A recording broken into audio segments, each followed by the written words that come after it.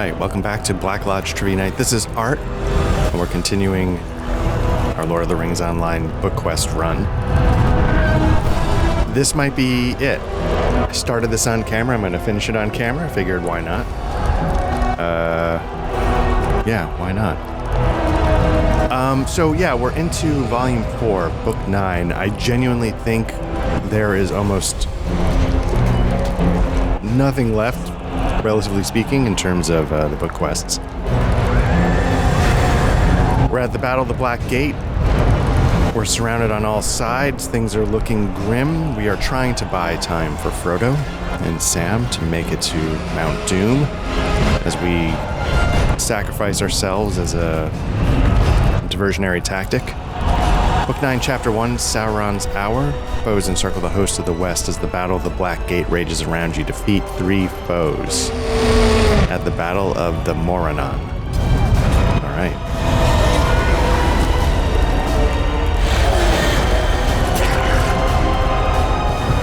Nope. All right, took out our target before we could get to him.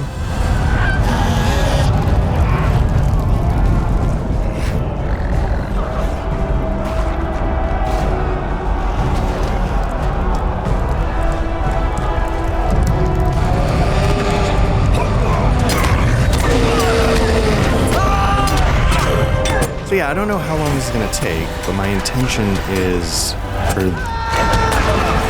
to do what's left in this session. I might have to stitch together, so I might have some breaks, but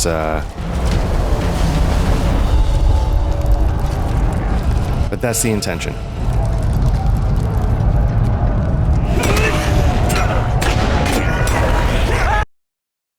It's all over the place, clicking in the wrong spots. All right, and everything's still recording. It's very early in the morning for what it's worth. There's been a lot going on here. And, yeah, I was up for a little while. I have a little while before things get started during the day. It's very early. I see something on the distant horizon. A new threat? I see something on the distant horizon, but I cannot yet make it out. As new threats seek to strike from the rear. Go to Mithrandir atop the Slag Hill and see what he thinks of this new arrival. Quickly.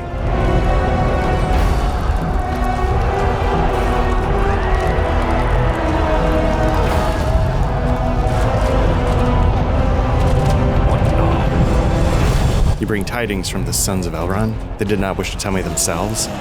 The wizard reads a further rebuke. Readies a further rebuke of the elves, but it remains unsaid.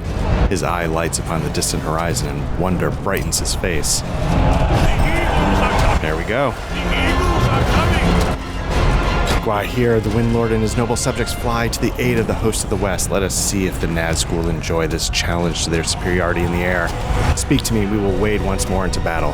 So in the last session, if you remember, there was a cutscene where they sort of said, oh god, everything's lost, and they started pulling back into different parts of the Middle-earth. They showed the sort of twin statues near, I don't know where it is, but you know, like you saw them in the movies. It's a famous landmark. And then as they pulled back, they started to push back in, and you could hear the sound of the eagles. So, a little foreshadowing. Also, if you've read the books. Here we go. Once more into battle. Why here the Wind Lord and his noble subjects have come to the aid of the host of the West. Alright, talk to Aragorn on Slag Hill. Why here and the Eagles will keep the Nazgul occupied, but the battle still rages upon the ground. Let us press the advantage given to us by our winged allies and set the orcs upon their heels. The tide turns in our favor.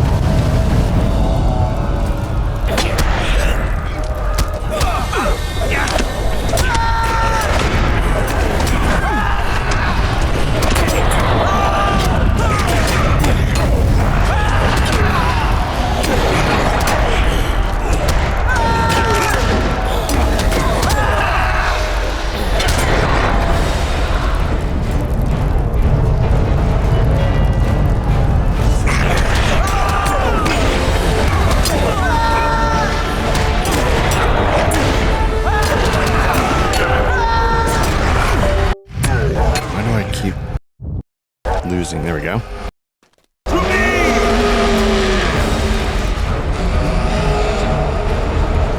sense that something is amiss, but I cannot discern what it might be. Some new artifice of the Dark Lord may be revealed to us. Stay near me. Not flee from battle? What can this mean? Sauron has summoned back to Mordor. Why? Stand, men of the West! This is the hour!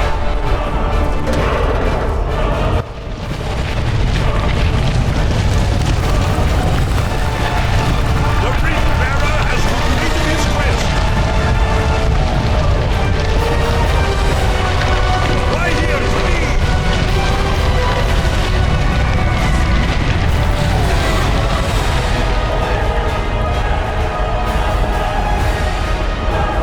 Frodo has fulfilled the request of the ring, and he may still live. We must act quickly, or he will never come back alive from the Black Land. Gwaihir and his brother will bear us unto Mordor. We may yet come to Frodo in time. Gwaihir, Lord of the Eagles, 2 times have you borne me, my friend, and this will be the last and the most needed. If your brother Landroval will bear Black Lodge, we will have the best chance of finding Frodo before he is overcome. Fly now to Orodruin. Fly now to Mount Doom. Mordor shakes beneath Orodruin's wrath. Fly swiftly, my friend. If Frodo or Samwise still live, we have to find them quickly. The mountain barrens. I will circle to the far side, but someone must search the nearest slope, and with haste. That is a task for my adventurer. We will circle Orodruin and come back for you. May one of us find our hobbits.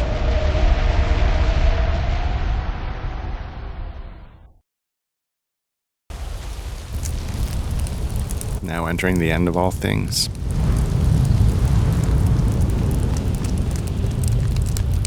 Find Frodo on the slopes of Orodruin.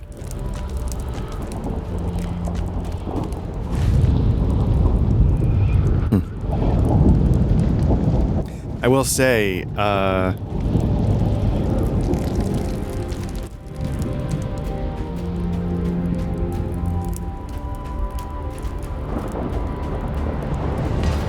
one thing I really give the movies credit for is the moment when Sauron gets it. Just the whole tower explodes, everything. Oh, so well done. The music cue.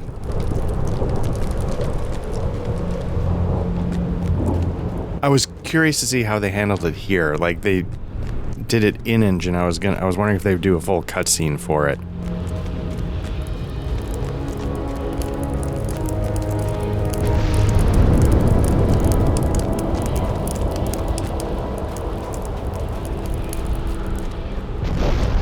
Not really sure where to go.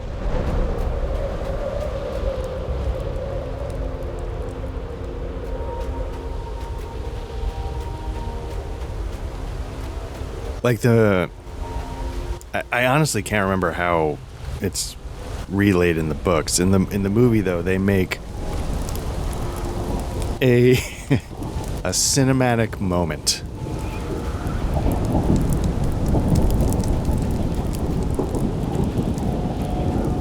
out of that in the best possible way.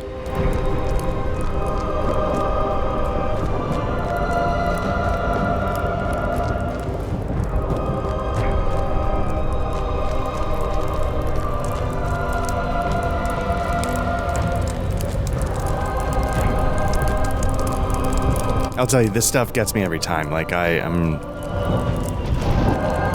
yeah, this stuff gets me every time.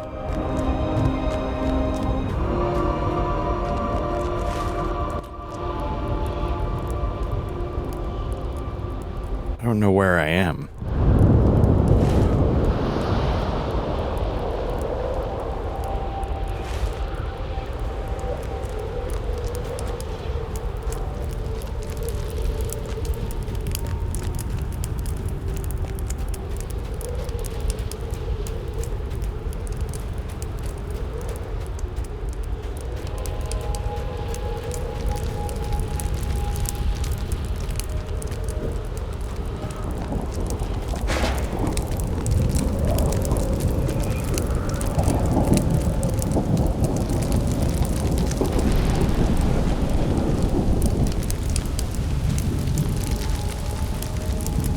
Let's see. Let me read the actual quest.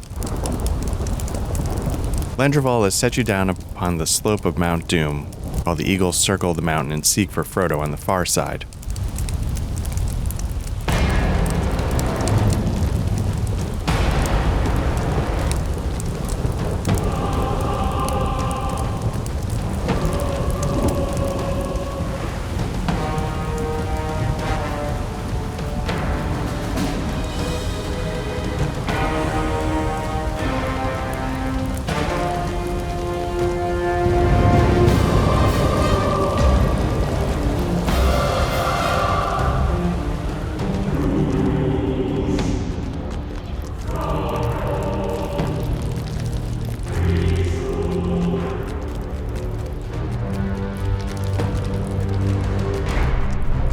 I feel dumb because I think this is the way I came down. I don't know if I'm supposed to be just going up.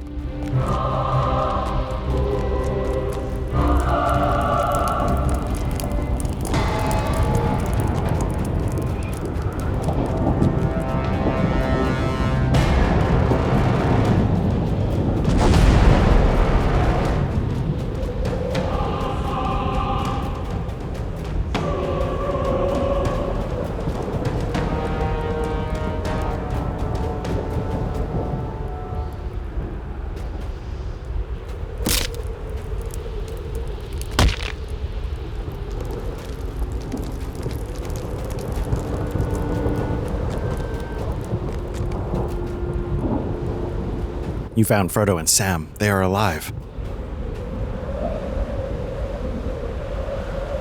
Blacklodge, is that really you? Sam looks at you with bleary eyes. His exhaustion is apparent, and he seems to disbelieve that you're really standing there. We can't go any further. We got this far, but Sam reaches into one of his pockets and withdraws a small item. He presses it into your hand. Where there's life, there's hope, he says. Where there's life, there's hope. Walk to the edge of the outcropping. There's little time to spare.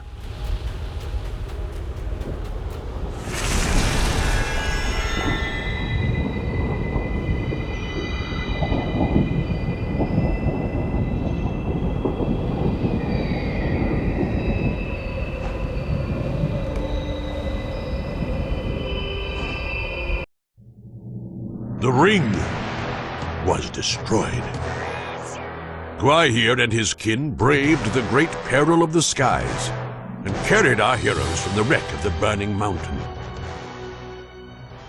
And on the field of Cormallen, they were praised for their great deeds and the successful completion of the quest. The Lord of the Rings was no more, and Middle-earth was made safer by his defeat.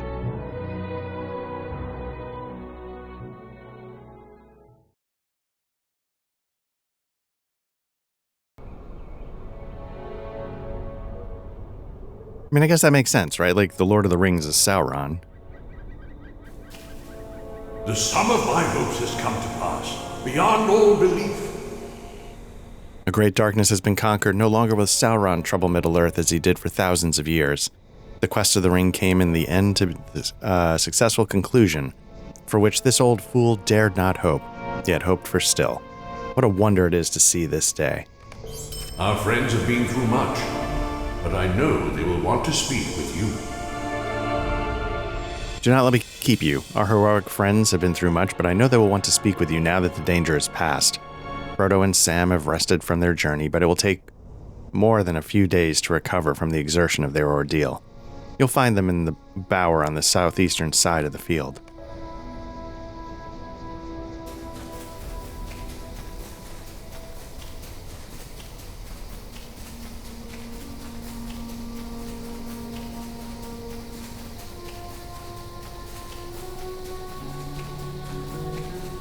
Nine-fingered Frodo deserves the praise of the free peoples of Middle-earth.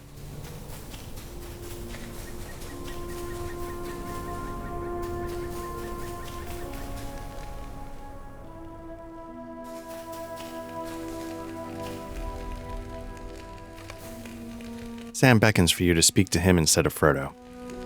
I beg your pardon, but Mr. Frodo needs his rest. So many folk have come calling on him, some of them even bending the knee, and those who bowed the lowest were kings and princes themselves. Now, my master deserves every bit of it. Hold on. But some of these even bowed to me, and I can't say I like that at all. Frodo carried the real burden, and he did all the hard work, if you ask me. Can you believe that old Strider turned out to be a king as well? When I first met him, I said to myself, this Strider has a kingly air about him, doesn't he, Sam? But I didn't say anything of it to my master or to Merry or Pippin. There was enough going on in Bree that there wasn't time for it. So many high important folk paying attention to hobbits. There's no mistaking that these are queer times. Sam has spent so long worrying about me that it became natural for him. Please forgive Sam. He has spent so long worrying about me that I think it became natural for him, especially after our experience in Mordor. Frodo shivers despite the warmth in the air. I know Sam does not want to talk about it, but I would never have made it to the fire without him. If you had the joy of knowing old Hamfast, you would know that Gamgees love to talk, but the Gaffer and his son would prefer most any topic to speaking about themselves.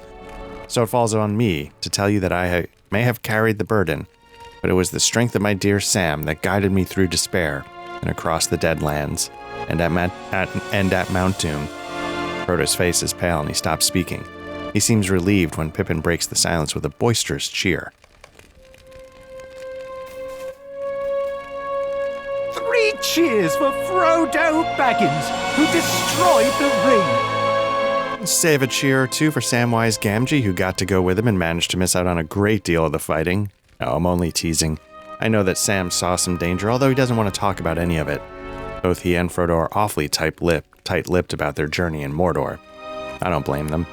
Battles are nasty things. Merry and I certainly ended up seeing more than our share, and it was all very dirty and confusing. I wouldn't recommend it. Do you know that a troll fell on top of me?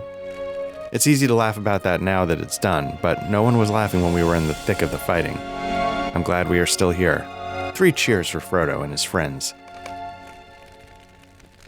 Finally, we can catch up with Frodo and Sam, and they don't want to talk about it. I'm glad to have this time to catch up with Frodo and Sam. Pip and I are Knights of the City and of the Mark, respectively, and we have been kept busy with those duties. At last we can chat, and they do not want to talk about it, or at least not in the detail our curiosities demand. Well, I can respect that. After the Pelennor battle, I could barely stand to tell Pippin what befell poor Theoden. In time, perhaps it will become easier for them to talk about the journey. It was like that with Éowyn. By the time I left Minas Tirith to come here, she had emerged from silent sorrows and had taken to speaking with Steward Faramir in the gardens. It seems to me that time and distance helps many shadows lessen. Wonder why Éowyn has not yet arrived. Éomer King called her hither, but she has not come to Cormallen. All right, talk to Éomer.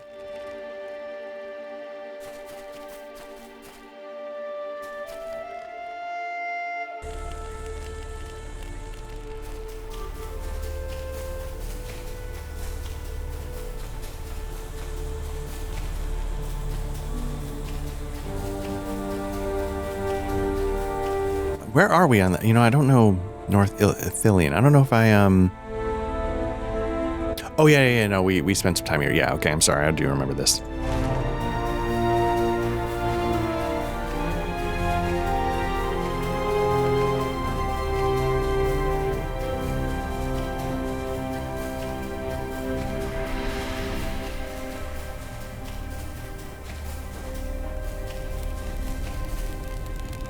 My uncle Theoden is avenged. Sauron is no more. It cannot be questioned that soldiers of Rohan and Gondor played their parts, but in the end that fatal blow was struck by 2 hobbits alone in the Black Land. It is an amazement to me. I've heard that the Nazgul came to Fiery End, speeding back to Mordor at their master's call when he learned of his true peril. With my mind's sight, I can see them, caught in the blast of the flaming mountain, 8 fireballs scorching the sky, plummeting earthward and shrieking their final, desperate cries. I wish that those of my soldiers who were carried aloft by those creatures during the Battle of the Black Gate could have known the fate of their murderers would shortly suffer. It gives me great satisfaction to picture it on their behalf.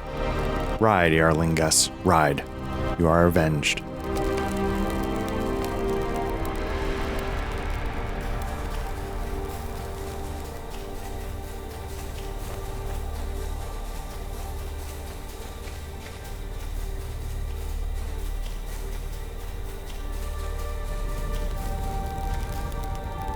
The fall of Sauron worked a great madness in his servants.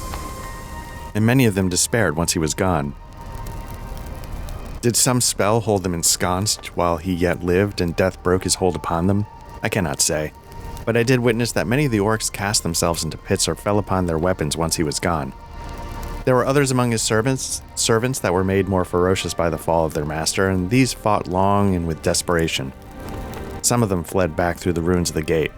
I do not doubt that my king will send me against these others in time. But that is a thought for tomorrow. Today, we celebrate the fall of Sauron.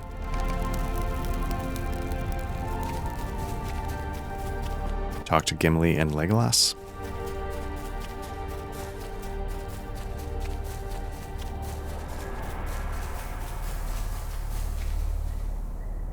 Sauron is no more, and can no longer burden Middle-earth. Some of my folk may come to live in this land for a time, and I delight in knowing that it will remain green and growing for years to come, untroubled by Sauron's evil. But I will not stay long here. The first days of Gondor's new year will be filled with happiness, and I share the joy of its people. But my heart has another longing. The sea calls to me, and I would follow. But I will not follow that longing just yet. Food and drink and celebration must come first. We have all seen enough darkness. Let us enjoy some lighter fare and savor the taste.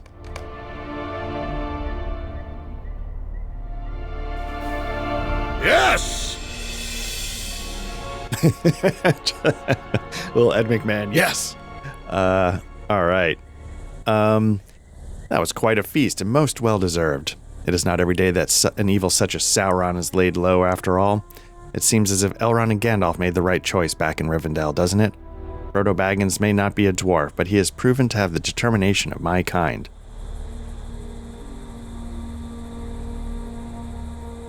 Now, it's interesting, like, they say, like, Elrond and Gandalf made the right choice. In the movies, Frodo volunteers. They didn't make the choice. They couldn't choose, and then Frodo stepped up. I don't remember how it was in the books. All these hobbits seem to have it. Young Peregrine Took could use a potion, let's see. Proven the determination, that's what they have. All these hobbits seem to have it. Young Peregrine Took could use a portion less of it, if you ask me.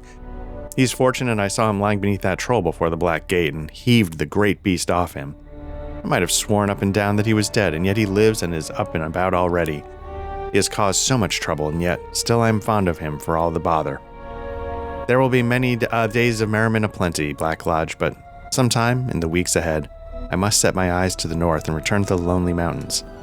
My mind is full of ideas, and what dwarf wants that? I must speak to the king of Durin's folk and let these ideas out before they do me some harm. Ha ha! Yes!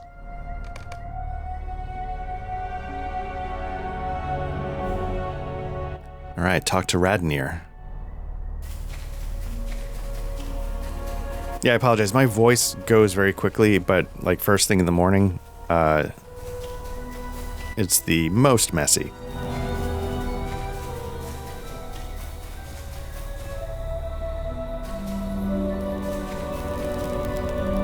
Weigh your options carefully. This could be a costly choice. Radnir looks at you grimly. I was speaking with some of the others, and they agree that you have a decision to make. Weigh your options carefully, for this could be a costly choice. A rare smile illuminates Radnir's features. You need to choose the tavern at which we can all meet now that the Great Company has accomplished its mission and we have fulfilled our oaths. You agreed to buy me 3 mugs of ale, as I recall, so you'll want to select an establishment with a barkeep who sets a reasonable price. I recommend the Forsaken Inn, east of Bree. Perhaps you know it. Yeah. That's an interesting choice. I think going back 3,000 hours ago, I talked about the Forsaken Inn and how much I really liked the idea of it, like this edge between like Bree's civilization and the start of the wild, and it's this outpost of misfits and the place is half falling down. That's a good choice. The fare is of low quality, but it was Candaith's favorite. Oh, right, because a lot of his missions... Oh, he was the ranger right out... Oh, yeah. And that is enough for me. We will not depart just yet. There is work still to be done for Aragorn to claim his throne, and many of us wish to help him set his kingdom in order. Some of us will remain here in the Southlands, even when others return to their homes. I think I will travel with Lothrandir when he returns to Sur Kila. It's a long road, and he would welcome the company. Also, there is a lake on the way to Forakel, and I promised a friend I would see it for myself.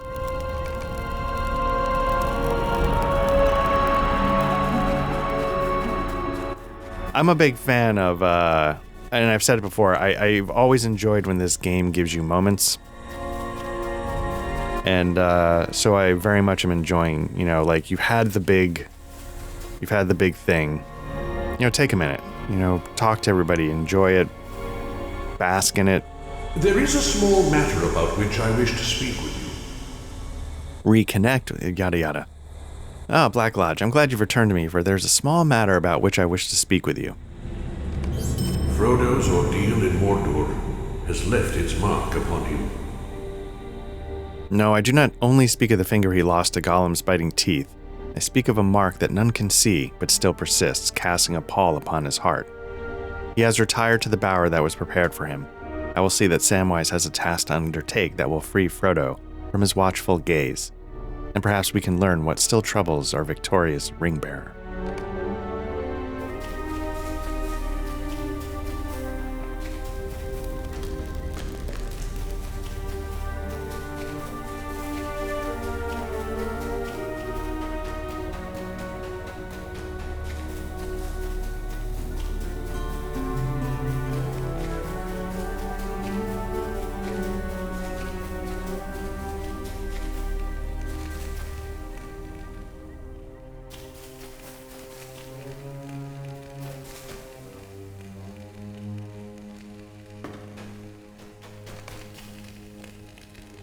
Frodo smiles weakly at you as you approach. My mind is still caught in a whirlwind of confusion. Hello again. Gandalf came by and had a task for Sam. The two of them have gone off somewhere. If you're looking to speak with them, they're not here right now. My mind is still caught in a whirlwind of confusion. I cannot believe that the quest is over. I'm not used to the idea that the ring is gone. In Mordor, I would shut my eyes and still see it, burning inside my mind, tearing me apart, but it has been destroyed. Pippin insists that I write everything down before I forget the details, but I do not want to remember them. I do not. If my friends knew the truth about what happened within Mount Doom. Frodo shakes his head and holds up his injured hand. It has been wrapped in a bandage and treated with care by Aragorn, but you remember the grisly sight of it. I belabored beneath the burden of the ring as Sam and I crawled through Mordor and up the slope of Mount Doom. Much of that journey is hazy to me, even now, and dear Sam told our friends most of the tale, but he did not tell all of it. I think he wanted to spare me the shame of it. Ah, that is the truth. Shame. Deserved shame. Sam said that Gollum tracked us to the mountain, and at the end, the pitiful creature overpowered us and stole the ring before we could cast it into the fire, but that's not the truth. Not all of it. I will tell you the truth. I want to do what is right.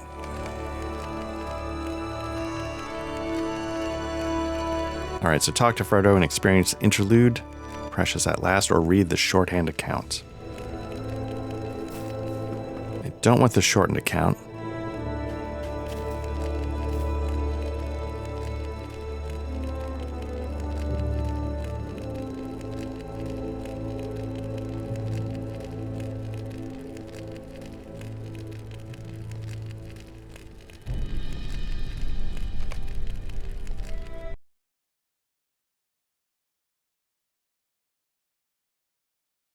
I was kind of curious to see how they work this in, because obviously they're gonna do it if they've shown such other important moments from the books. Even if you weren't there, they found ways to do it. So I was kind of curious. Gollum caught up to us on the slope of Mount Doom, and Sam stayed behind to deal with him while I entered the mountain, eager to be rid of the ring.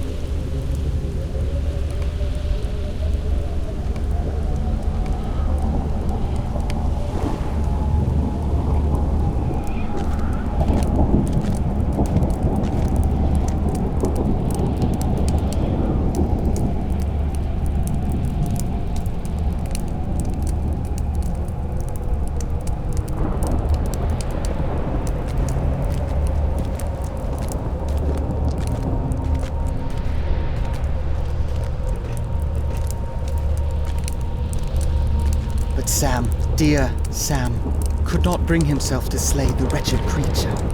He let him go.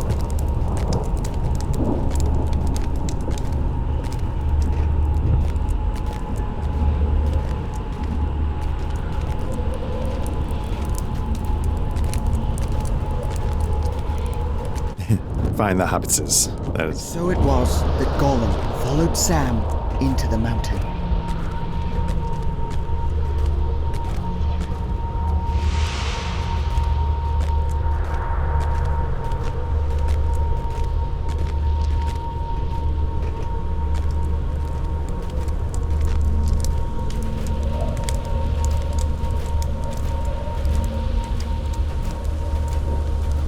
I am here, but now I choose not to do what I came to do.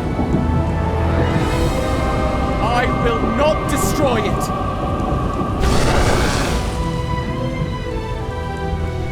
The ring is mine! Master, no! Frodo!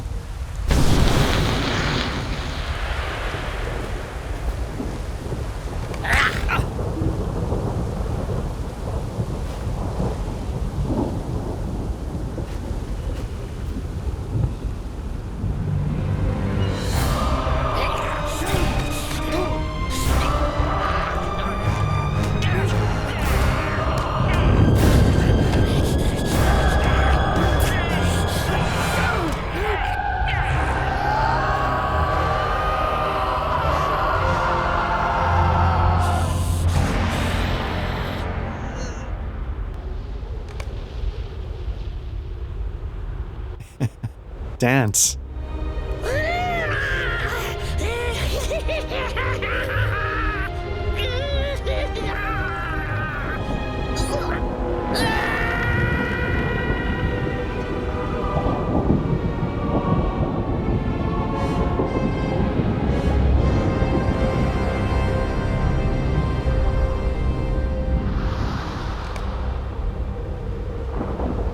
When the ring went into the fire, the power of Sauron went with it.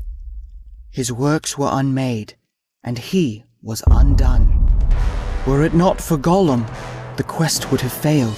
After coming so far, after enduring so much, after the sacrifices and the suffering of so many friends, when at last I stood at the crack of doom, I could not do it.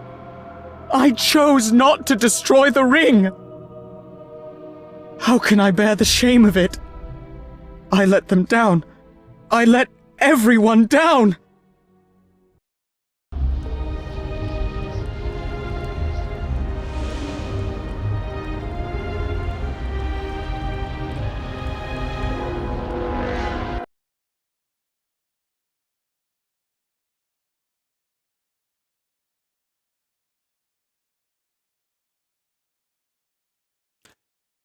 I always liked that touch. I don't know if I always liked the fact that like Gollum sort of slipped and fell, but I always liked that. Well,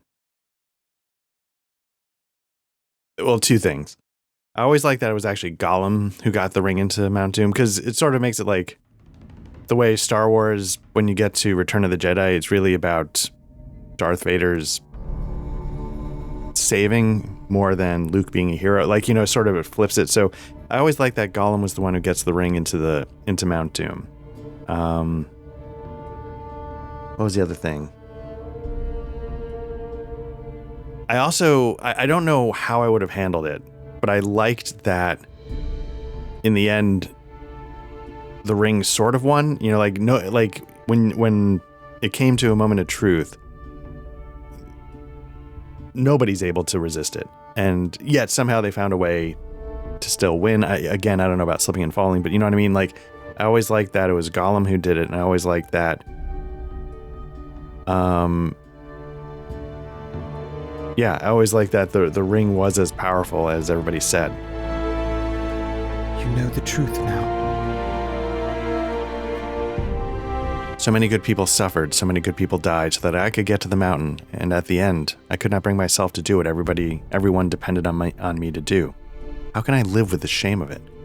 You tell Frodo that what little you learned of the ring during your own adventure has taught you that it was an artifact of great power and great evil, and that it could work its temptation upon even those of good hearts and strong will.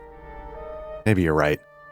Your words do not erase my shame, but even though the ring is gone, I can still remember how I felt in that moment standing above the fire.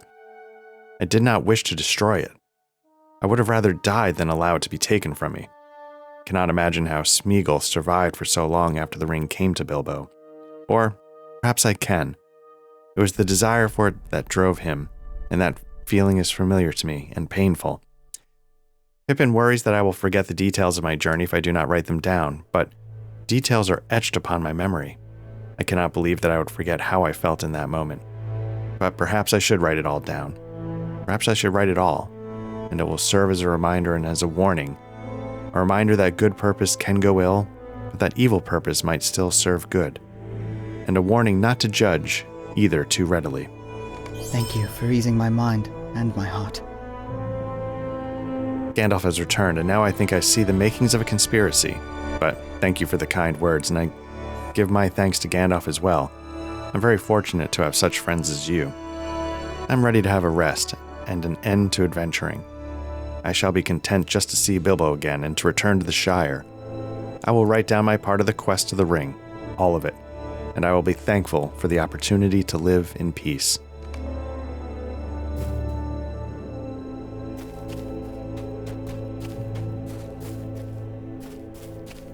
Oh, there he is, okay. I am glad to hear that Frodo has decided to write down his tale after all. It has been my experience that sometimes a hobbit simply needs a bit of a push to get started on a thing. But once he has set his mind to it, the results are often admirable.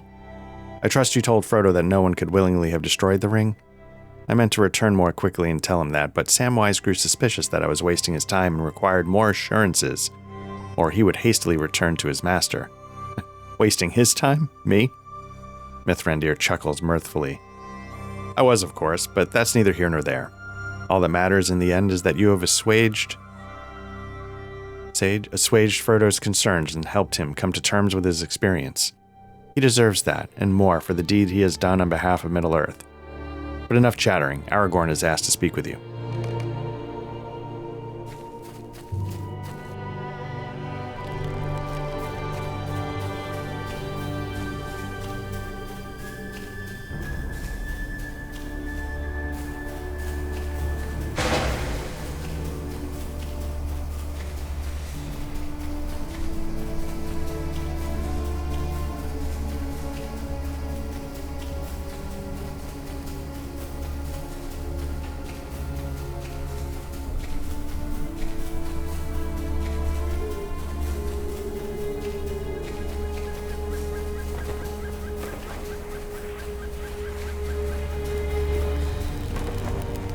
We have come through the long night to the dawn at last.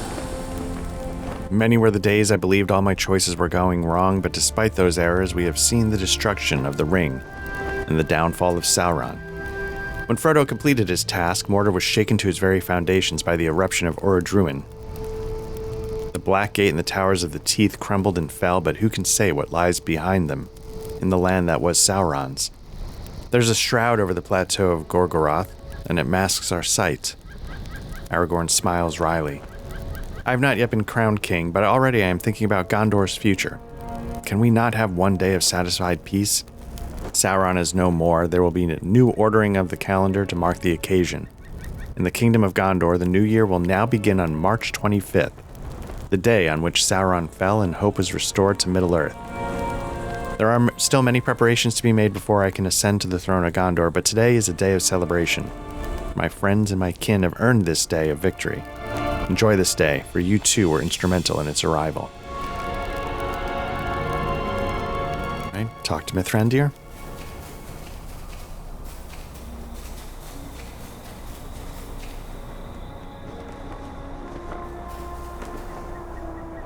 Frodo's adventure has ended, but Middle-earth will still have need of heroes.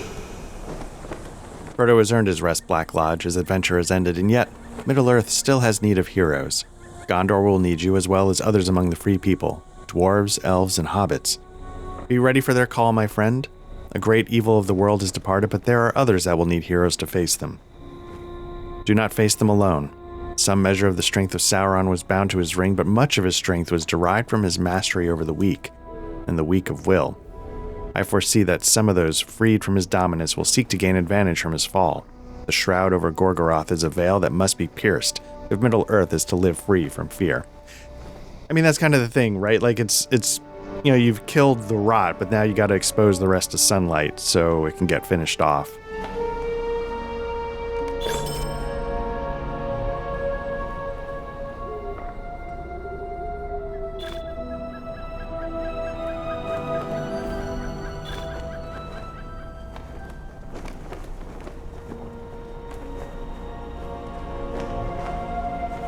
Okay, King Elisar.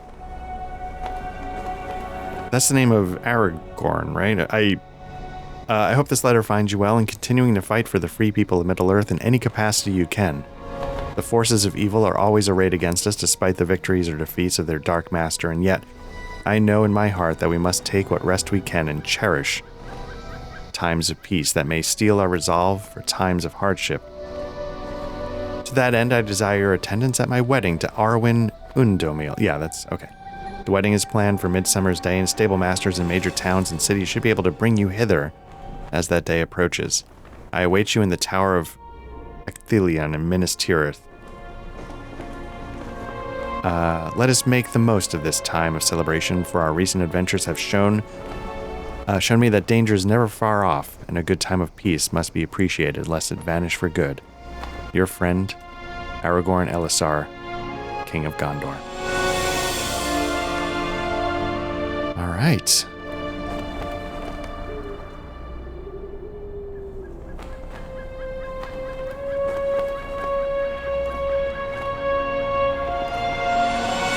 I don't know what the deed was.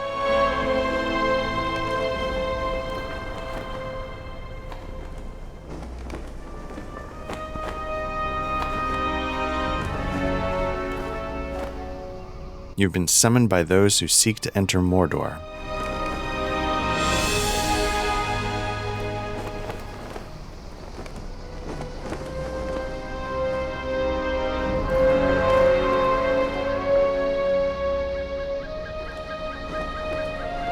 So I don't know,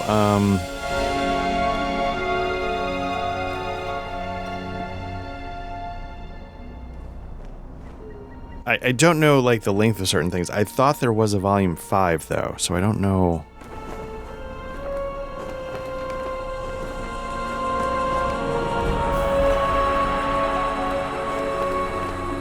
Wouldn't it be funny if, like, yeah, you're 17 levels too low, so sorry, you can't proceed.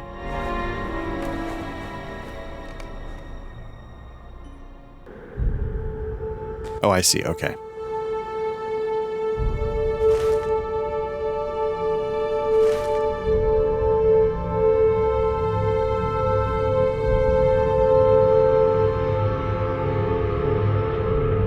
All is not quiet in Mordor, my friend. I need someone like yourself to be my eyes upon the wreckage of Sauron's domain.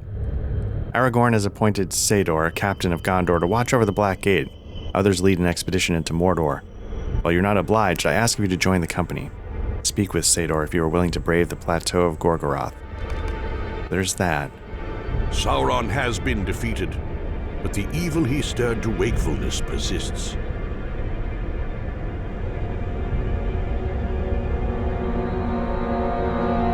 Sauron has been defeated, but that is not the end of the evil he stirred into wakefulness. Who can say what lies hidden beneath the shroud that covers Gorgoroth, beyond the wreckage of the Black Gate?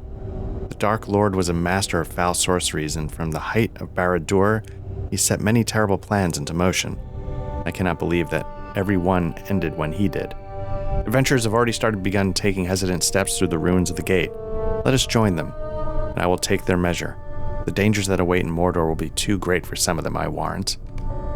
Okay, so Chapter 1.1, Beyond the Black Gate. This obviously is how the main story, Black Book of Mordor. So I guess that's going to be sort of how they renamed the book quest. The question is, though,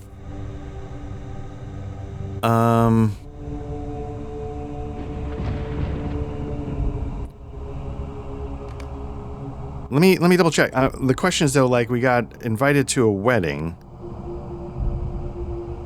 and it's set in the summer. Now, is that something that's actually timed? You know, like the way they have like spring festivals and stuff like that. So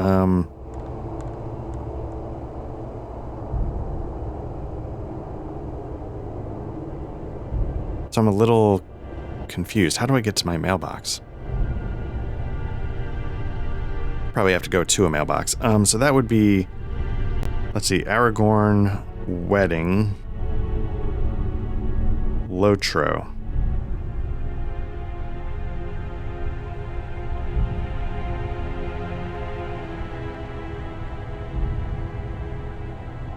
Okay, we're at chapter 1-1.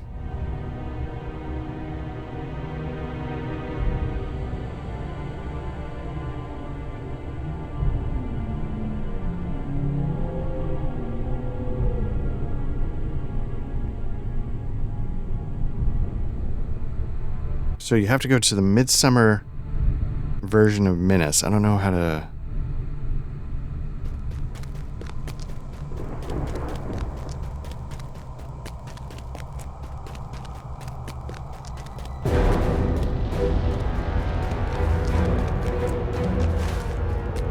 Oh, wow.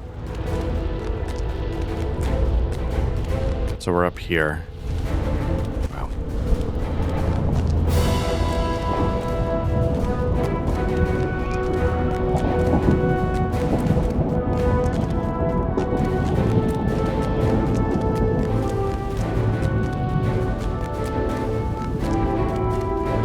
So what I was hoping to do, again, I think there's a volume 5. Like, I wanted to do the book quests and then start tackling the post-story stuff. I don't know if I need to do some of this, though, to get to the... Do these adventurers think the fallen Sauron emptied his land of evil? It is as I thought. Some few of these adventurers are made of stern stuff, but most of them are not prepared for the dangers that await them. Do they think that the fall of Sauron has emptied the land of evil? Aye, they believe none remain to guard his treasures, and they hope to have the picking of his coffers. But I must urge caution. Many of the artifacts that might be found within Mordor will be wholly evil, or corrupted beyond any use by good folk. Most of these adventurers do not know the first thing about dealing with such fell entrapments. Speak to them, Black Lodge, and try to dissuade them from such hasty courses. Or at least give them these warnings so that they will not blunder into their fates all unaware. After they are duly warned, you should journey ahead and see what foes await us in Udun. Look too for the forges where the weapons with which Sauron equipped his armies were made.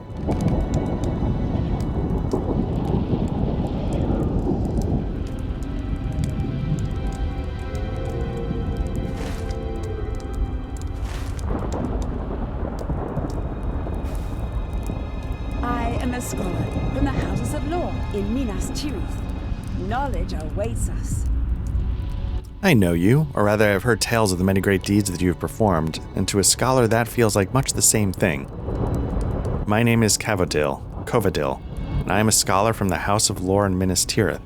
My master sent me to acquire artifacts and knowledge that might be found in Osgiliath following its recapture, but that seemed a bit on the dull side for me. I may have gotten a little carried away, but I challenge you to describe a more likely place to find artifacts and knowledge than the land of Mordor, which has remained closed to us for so long. You cannot do it, can you? Nay, I thought not. That's why I asked the question. You give Covadil a warning of Mithrandir, and she smiles eagerly. Oh, yes, I will not take anything we find in there for granted. Physically, I will take it, of course, pick it up and carry it gently and carefully so as to protect anyone else from harm and bring it back to the House of Lore for study. Thank you for the warning. Very useful thing to have, warnings. Folk are always giving me warnings for some reason or another. I think that makes them feel better.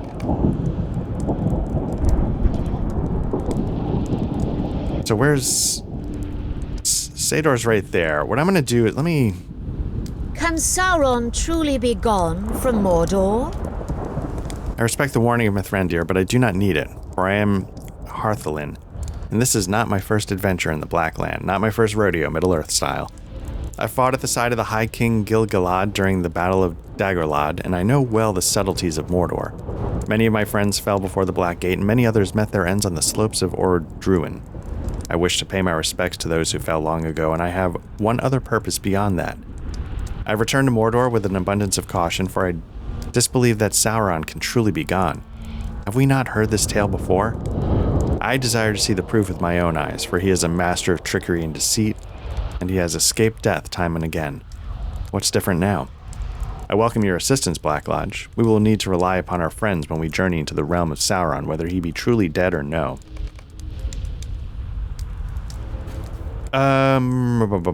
So what I have here is I've got a mithril coin travel to Sador at the Black Gate. So what I might do really quickly, I was just Googling, it says go to Bree. Make sure you swift travel to the midsummer version of Minas. You can find this travel option in South Bree, but not West Bree. Okay.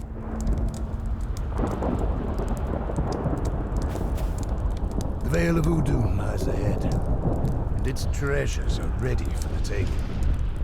Hail, friend, and welcome to Cirith Gorgor. The Vale of Udun lies ahead, beyond Cirith Gorgor, and all its attendant treasures are ready for the taking. I am Rogrin, and I am a soldier of Gondor.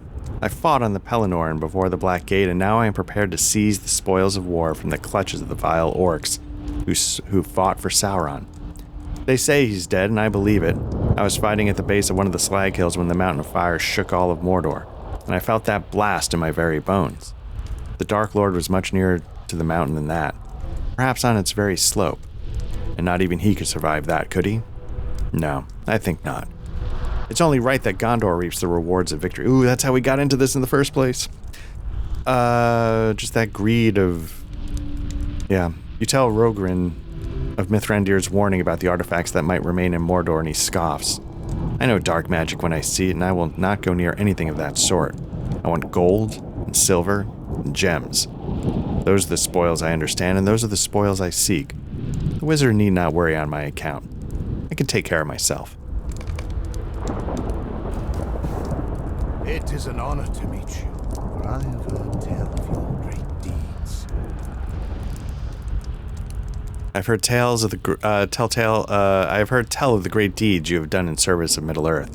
I would appreciate your help and your guidance in Mordor if you'd provide it, for I have a task of my own I wish to undertake in the Black Land. I am called Anoth, and I am a ranger of Ithilien. I walked the woods for Faramir, and will again if he commands it, but my heart urges me in another direction, and my feet would follow. For I am a descendant of Thandrim, men of Gondor who dwelt within the bounds of Mordor and kept a watch on the evil that stirred there. The Thandrim built the great fortress of Durthand, the Black Shield, and from its highest parapet they kept watch over Udun. But in time the watch became less, and their numbers dwindled, and the Thandrim failed. I wish to honor their memory and take vengeance upon the creatures of Sauron that slew them. Will you aid me? You give Anoth the warning of Mithrandir, and he nods. I do not care for treasure, Black Lodge. All I seek is to honor the memory of Thandrim, for their blood runs in my veins. Okay, so what, I think I've got to return to Bree. I wonder if they're, like, I haven't checked in a while. I wonder if they added some... Honestly, at this point, I don't even remember where they come from.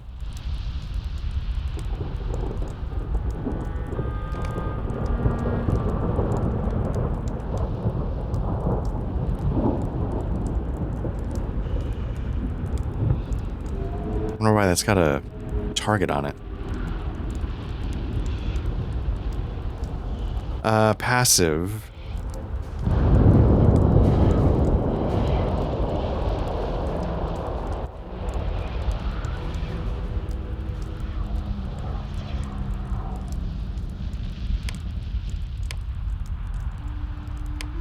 I don't know.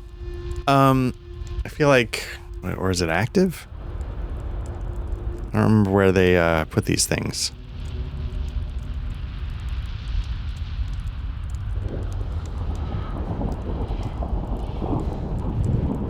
Bree, Personal House, Rivendell, Evendim, Ostgaruth, the Merc Eves. That's a new one.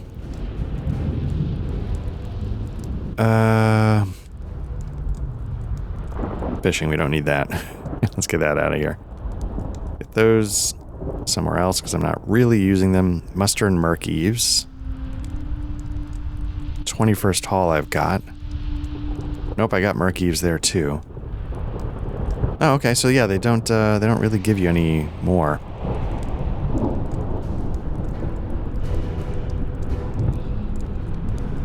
Okay. Yeah, so what I'm going to do is I'm going to muster in Bree and just see if there's a way to do this. And then if not, I can come right back. Because again, what I want to do, like I was saying, I want to get the book quest done and then go where it takes me. Okay, West Gate. We need to go to the South Gate. Wow. Level 19 burglar. I say it like, oh, these young babes, they have no idea what they're... This is probably like the guys or girls, 15th alt, But, it is nice to be back.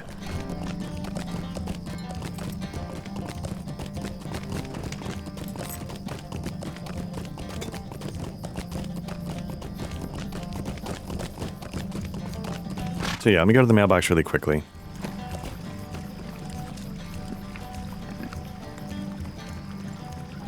Just curious, like the plan for Midsummer's Day, Stable Masters.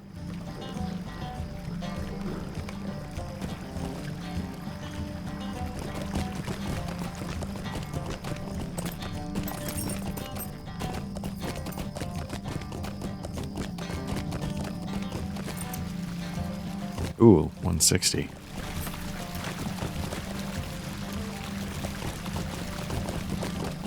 Again, a lore master at level 160 with 460,000 morale. How does that... I mean, that's got to be gear, right? Like, they have to have crafted... I have no idea.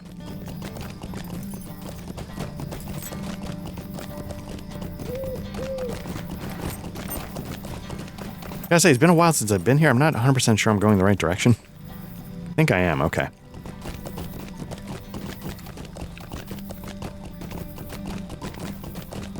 But yeah, being back here is really nice because this was, that first 50 levels, that was the,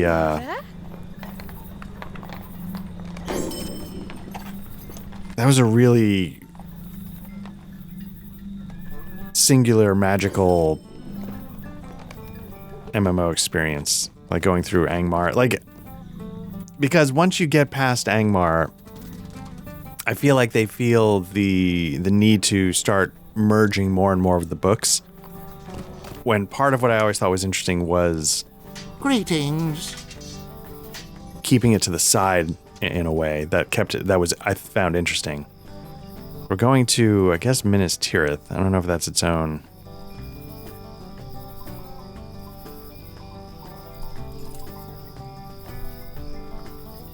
We're looking for Midsummer.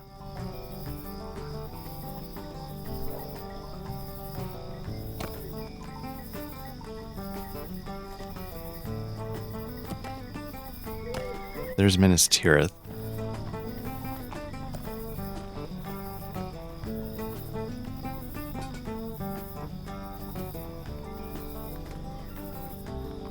Let me see if I can do mid. There we go.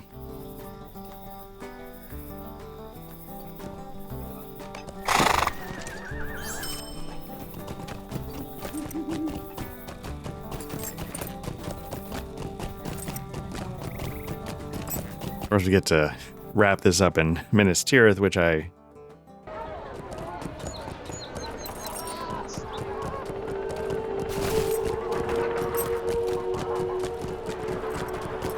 can't navigate, and I get 24 frames per second for some reason.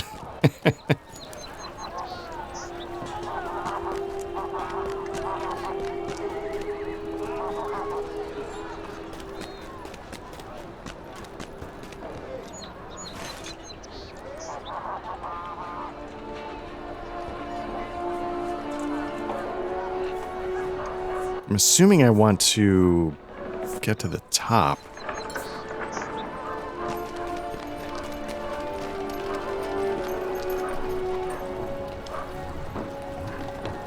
Gondor needs your aid.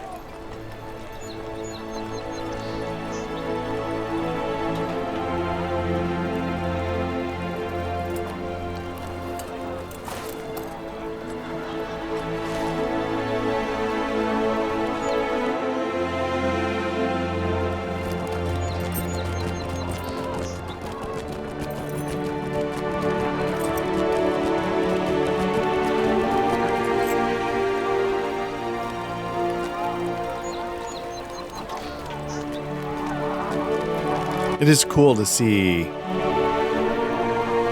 Minas Tirith like this, the banners flying and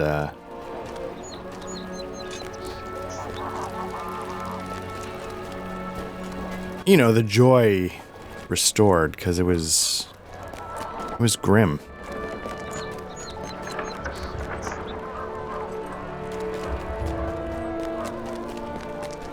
Obviously, I mean, they were besieged. It was, you know,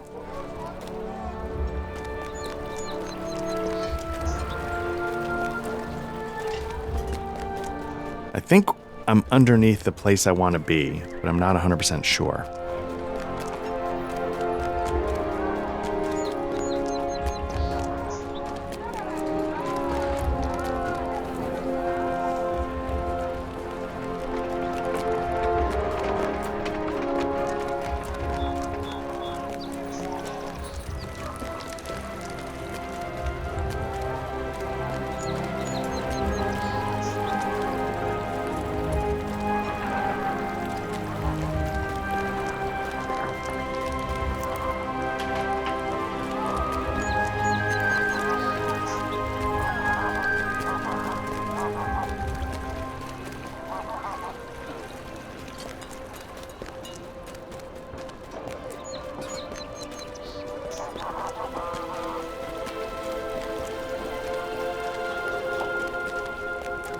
It's tough. I really don't enjoy Minas Tirith. I really enjoy it in principle. I really don't enjoy dealing with it, though.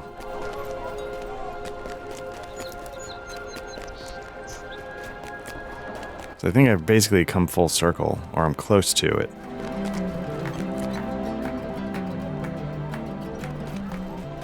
It is nice to see everybody jubilant, though.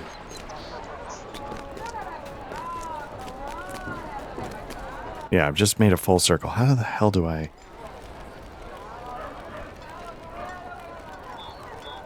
Okay, go up to the high stables, then go up the final ramp, the tip top, and head into the throne room and talk to Aragorn. So this is... Yeah, so I want to go to the throne room.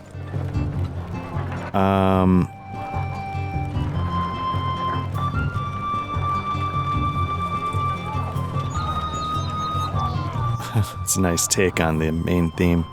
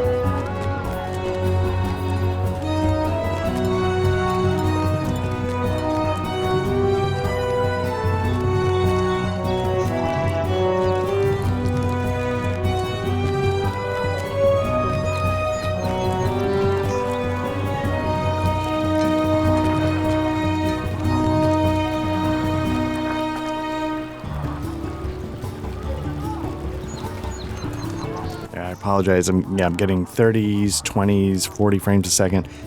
Yeah, the frame rate always has fallen apart, and I cannot remember. This is the thing I always struggled with the Minas Tirith is I always struggled to find the ramps because they could be kind of buried within the architecture, and I often found the map. If you go to the map, you know, right click to zoom out. I need to zoom in because somewhere.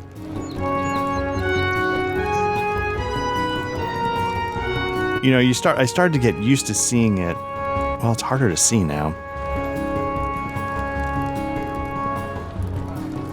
Man, this is this is not the note I wanted to end on.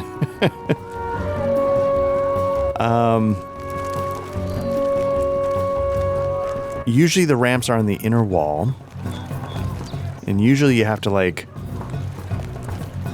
in my experience, I would always miss them because I'd be looking forward and I wouldn't think to, like, check behind me and see that it was actually in a corner.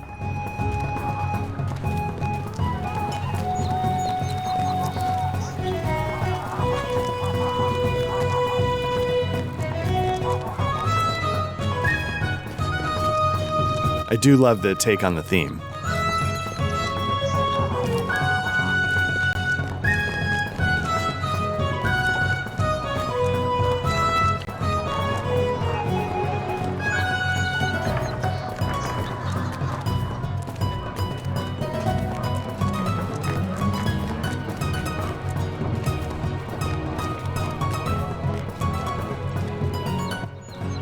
I get excited because they're like, oh, the final ramp, and then it's not the final ramp. It's just a pass-through.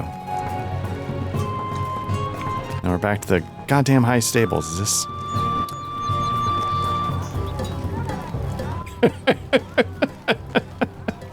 I feel so terrible. This is going to spoil, like, the whole... God damn it.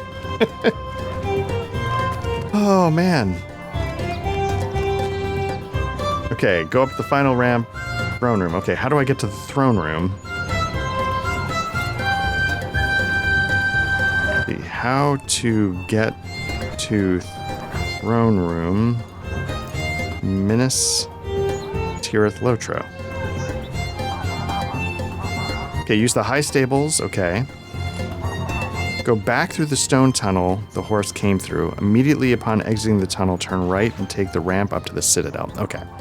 So let me go back to... So yeah, on some levels, and I've whined about this intensely, like,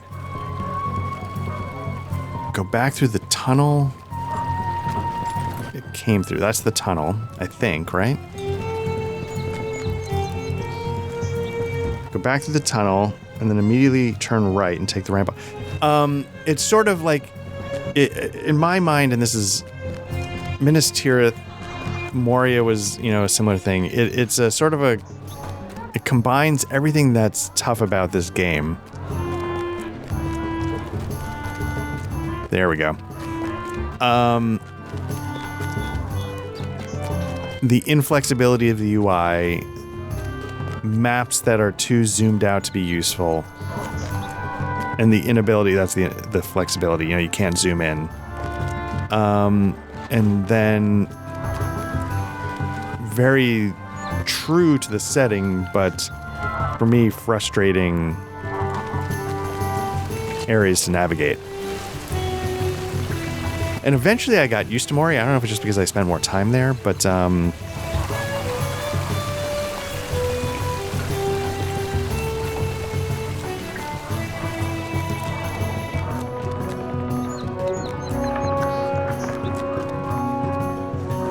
this, yeah, maybe because, again, my time here is pretty fleeting, but I was just like, nope.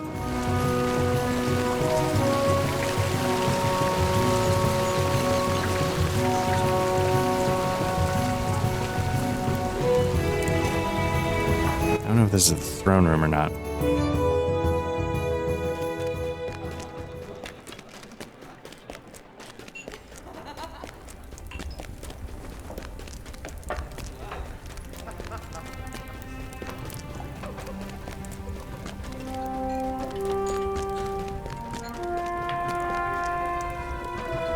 I I'm pleased you could return to my city in time of peace.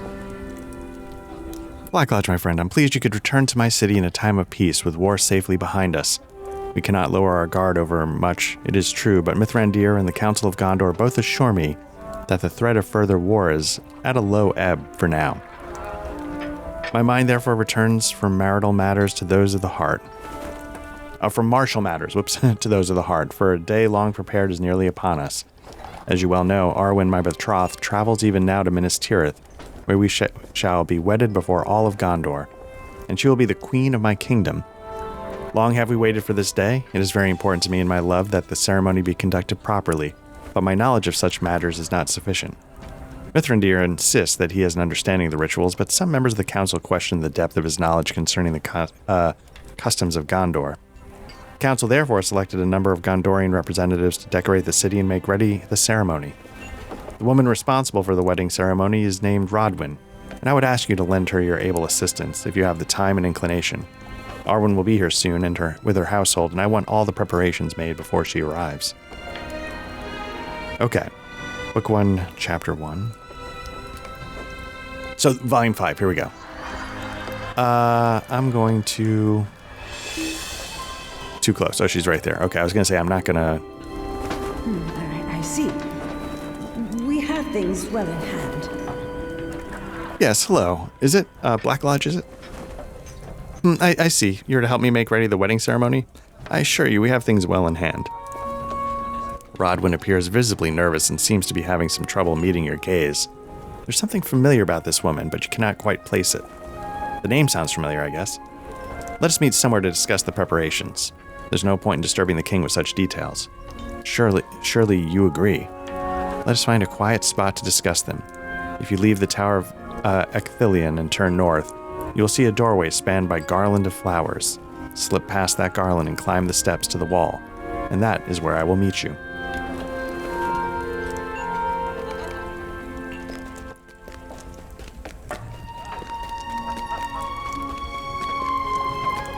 Alright, so let's head out. Head north.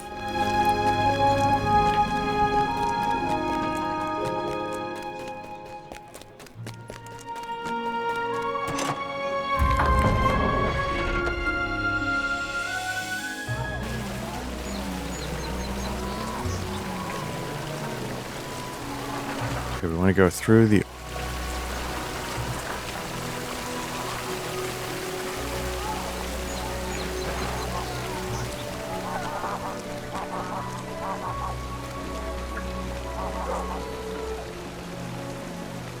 Okay, talk to Rodwin up some stairs north of the Tower of Ecthelion beyond the doorway. So north is this direction.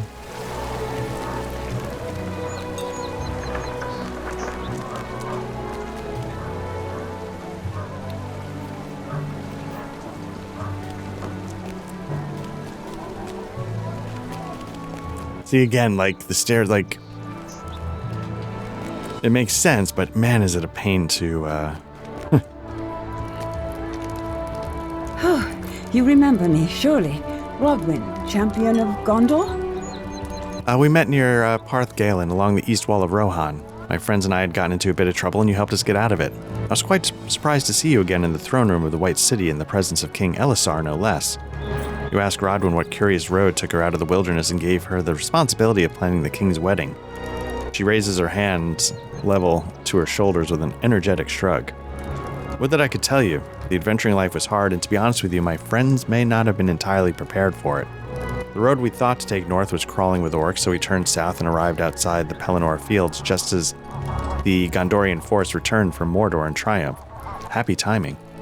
We joined the celebrations, of course, and decided that perhaps it was safer to put our adventuring days behind us. We no longer had a minstrel. You may remember, Quillen decided to try a life of farming rather than our dangerous course. Well, he's given it up already. Farming was not for him. So, we all came to settle within the White City, and through a series of misunderstandings and some ill-advised boastings, our friends and I caught the attention of the Council of Gondor. The next thing I know, Steron is speaking before those noble lords and ladies, insisting that we are expert wedding planners all. So, we've stumbled our way into something of a real adventure. You have to help us, again. What a relief it is to hear you will help us. Every wedding should be perfect, of course, but the weight of responsibility for this particular wedding is even greater. For all the eyes of the kingdom will be upon it. It means a great deal to me that you will not betray our secret. With your help, it should not matter that my friends and I know so little about such preparations. Already I have sent them throughout the city to get whatever help they can. Here, I penned some letters of introduction authorizing you to work on my behalf in all wedding-related matters. Bring these to our lore master, Isteron, and he will tell you how best you can help us. You should find him outside the Tower of Ecthelion in the Plaza of the Fountain.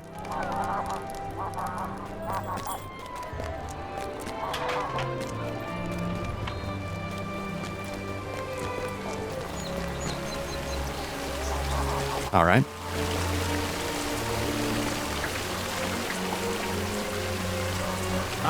You are here to help plan for the great wedding? Good. There is so much still to be done, but do not let that frighten you away. I've often found that the largest tasks are the most rewarding, just so as long as you do not give up before you are begun. You ask Isteron if he needs any help researching wedding customs, and he blinks at you, the smile frozen on his face. Oh no, I gave up on that. Kufaran and I did learn some interesting tidbits from a number of hobbits over there, but I did not find their advice very promising.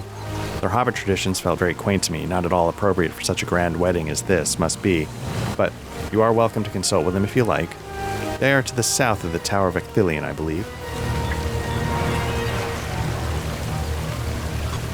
All right.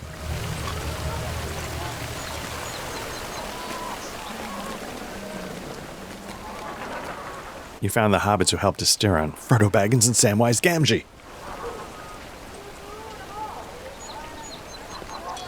How nice to see you during a time of celebration and not during a time of war. You tell Frodo that you are helping Rodwin and her companions with the preparations for the great wedding, and he nods thoughtfully. Oh, that's very good of you. Aragorn is dear to me, and I want his wedding to be all for which he and his bride might hope. Are Rodwin and her companions up for such a challenge? I've spoken with a number of them now, and in each of these planners, I admit to you, I have recognized something. He smiles knowingly. They are in over their heads, just as I was during the quest of the ring. Just as we were all. Well, that turned out all right in the end, so too might the wedding ceremony. If there is anything we can do, Black Lodge, let us know and we will help. There has been a lot of wedding chatter in the air, you know. And I'll have you know, it's not the easiest thing for this Gamgee to talk about. Take that Isteron fellow. He spoke on and on about how grand this wedding should be and how it'll be talked about for years and years. And maybe that's so, but I can't help but wonder if that's not the most important thing. Maybe I'm just a hobbit with hobbit ideas, but it seems to me that the wedding should be just as Arwen and Strider want it to be.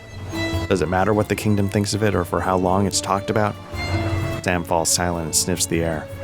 Actually, now that I'm thinking about it, Mr. Frodo and I weren't the only hobbits who spoke to the wedding planners.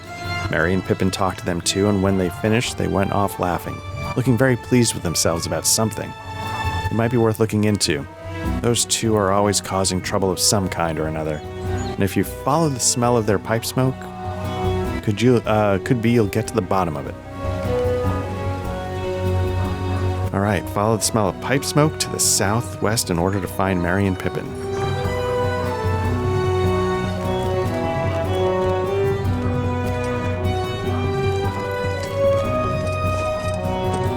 The fragrant smell of pipe smoke lingers in the air, and Merry and Pippin came this way.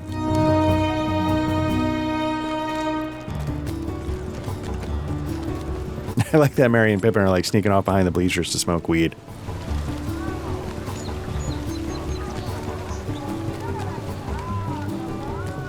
You've found a pair of amused hobbits laughing and smoking. Good day to you. Why don't you stay a while? Why don't you stay a while and have a smoke? There's room for all. What's on your mind, friend? You ask Merry and Pippin about the preparations for the upcoming wedding, and they share a conspiratorial look before doubling over with laughter. When Merry is once again caught his breath, he apologizes and tries to answer your question.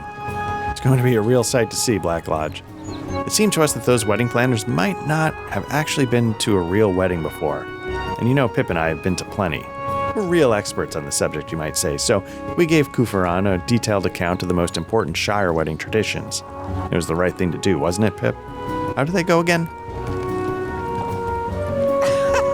Well, Harry, everyone knows that got to follow the traditions. There are 4 elements that must be present if the ceremony is to be a success. The bride needs to carry or wear something old, right? And then she should pair it with something new, which represents the new life she's starting with her husband. Mary nods solemnly, which causes Pippin to break out into laughter again before resuming. And then she needs something borrowed as well, maybe a garment or a cloth or a small pocket item of some kind. And then, most important of all, everything has to be blue. The 2 hobbits start laughing again, and through their gales of laughter, you can just make out gasps of everything blue. All the decorations, everything, they've got to be blue. You need to find Kufaron before it's too late. Examine the fruit of the hobbit's mischief at the base of the ramp from the 7th circle.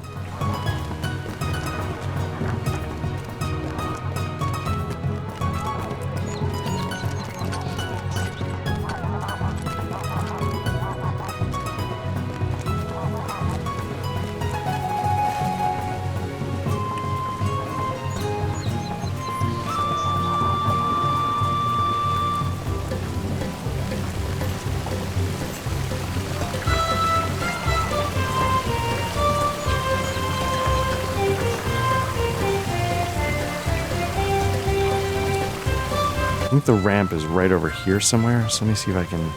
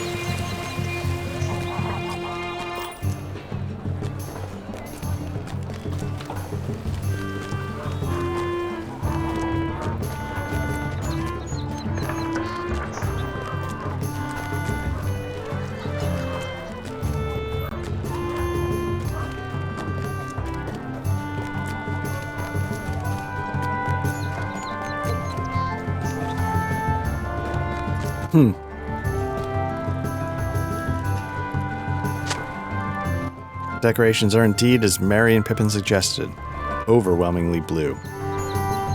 Not everyone is as familiar with our hobbits as we are.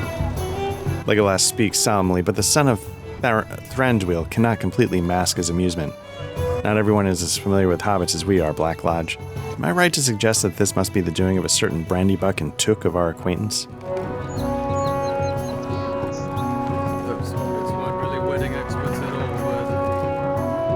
He asked, staring wearily at the pile of blue decorations gathered from all around the city. Not really experts at all. There's a lot of that going around these days. I need to come up with a good use for these decorations. There has to be something. But now I have more urgent worry. Was any of the advice those hobbits gave me truthful? They spoke of someone called Gandalf, a wizard they claimed to be in this very city, and said his fireworks cannot be missed. Is it true?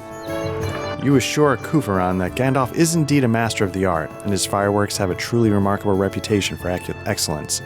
You say he has likely heard of the wizard before, for in these lands he goes by another name. Mithrandir. Oh yes, I know of this wizard, although I did not know he dabbled in the construction of fireworks. Perhaps you can find him for me and ask if he will contribute some of the finest creations to set off during the wedding ceremony. I saw him recently in this circle of the city. Look for him to the west.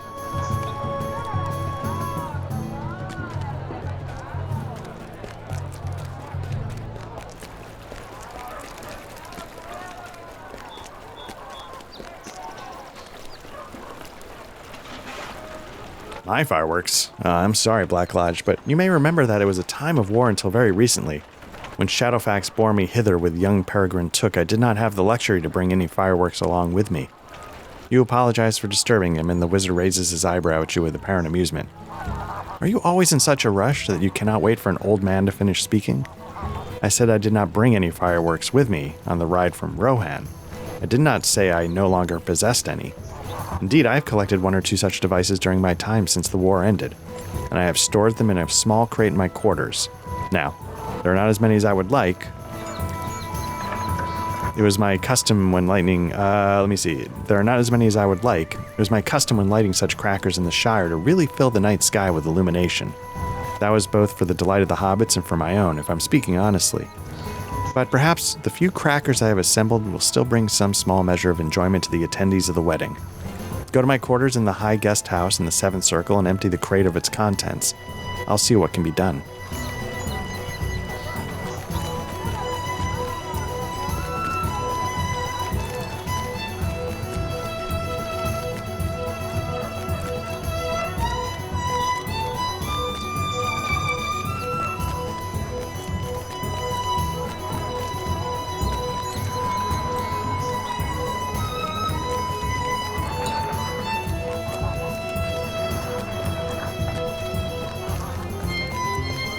Again, I like the idea of this. I like the, just have a moment.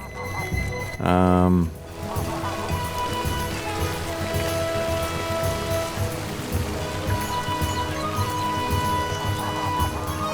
don't love, again, that it's in Minas Tirith, but that's okay.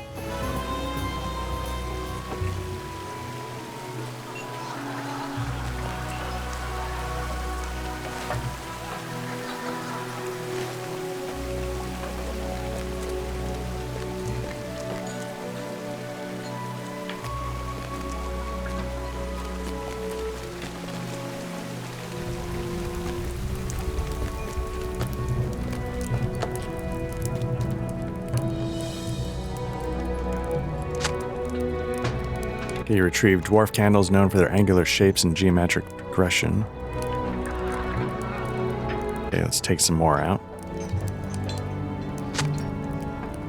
Elf fountains, which fall from the sky like gently shimmering rain. Goblin barkers, which explode with harsh goblin-like cries. Got a full stash here. You retrieve thunderclaps, which have previously been mistaken for actual thunderstorms. Why stop now? Take more. You retrieve a few assorted squibs. Not that impressive, but still important. How many could there be? Even more. Okay. You retrieve a few handheld sparklers from where they rolled into the crate's corners.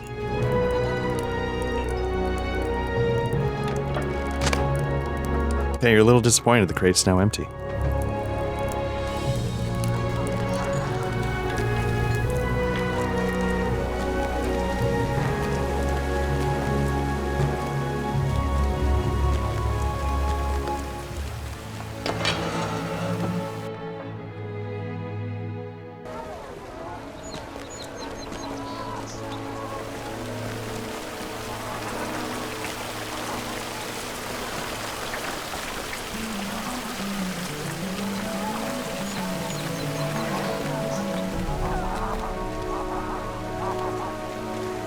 The other problem is I have no, object permanence when it comes to, navigating this place. So, I just came from the ramp. And, I'm already turned around.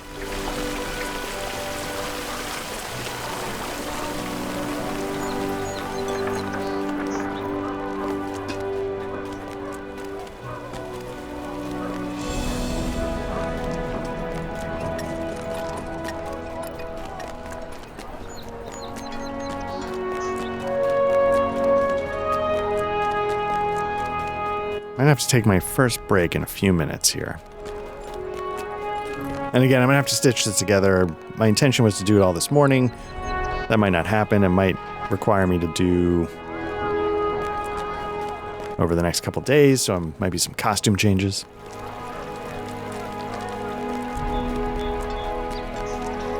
But yeah, my intention is to stitch this one together for the end. I am sorry there were so few fireworks together. You express your surprise that the wizard could count such an armful of fireworks as merely a few. When Mithrandir responds, it's with a twinkle in his eye and laughter in his voice. You must have never seen one of my fireworks displays before, Black Lodge. These few will have to do. But on to other matters. Okay. Some time ago, I observed our friend Gimli walking with one of Rodwin's companions, a dwarf I know to be called Drafly Broadshield. I greeted them both, and Gimli responded heartily that he and his new friend were going to the Splintered Shield, and they might be some time away. Oh? I asked them, and Gimli responded that they planned to determine the words Elisar and his bride should use to bind their love during the ceremony. We will not emerge until we have settled upon just the right words for their vow, he proclaimed, and I suspect he meant it. Perhaps you should go to this tavern and check on our dwarves. It will not do for Gimli to miss the wedding. And if he keeps his eye on the ale and not on the sun, he very well might. The Splintered Shield is in the second circle. All right.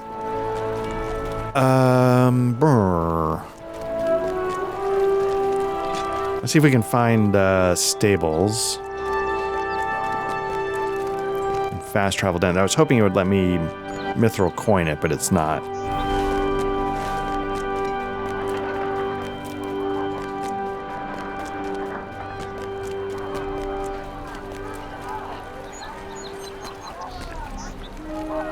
These are troublesome times indeed.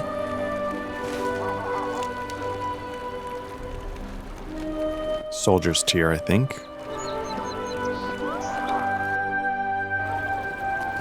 Now, I wonder why I couldn't pay to... Did I not unlock it somehow?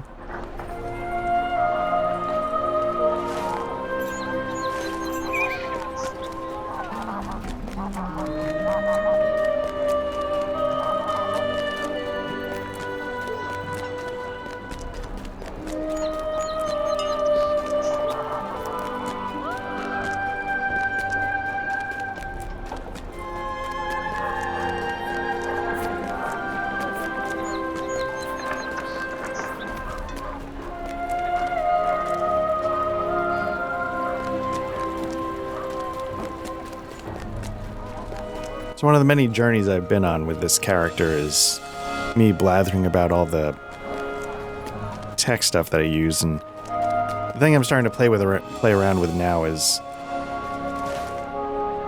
Blew right past it.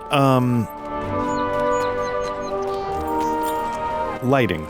I'm trying to make it look less like I've just got two streamer lights blasting my face. And to get shadows off the blue screen so you can sort of see the shadows are kind of gone, but I'm nervous that I don't have enough light on me to separate when I do the keying in my, because I tend to wear blue sweatshirts, which is stupid.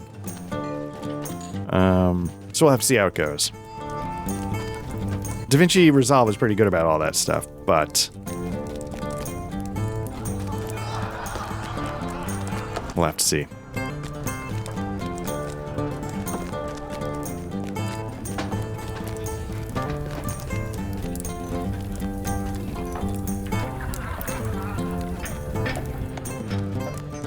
Okay, so we're in the Splintered Shield. I don't know if I missed something.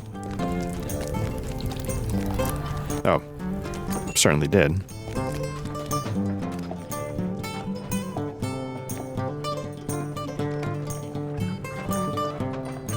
Gimli blinks at you as you awaken him from his stupor. Okay. Ah, you found us. Hard at work. It's true, all the folk here in this tavern have been helping us find the finest vows to be spoken. By Aragorn at his wedding.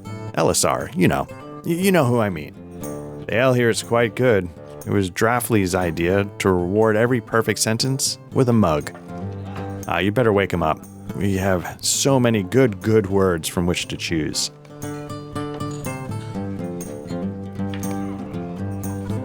Drafly awakens with a start, blinking the sleep and drink from his eyes.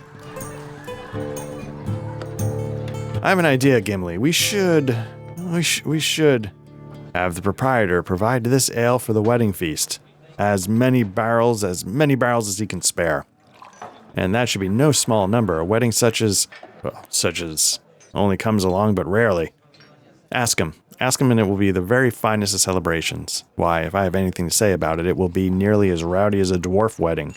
The King of Gondor should be Should be so fortunate.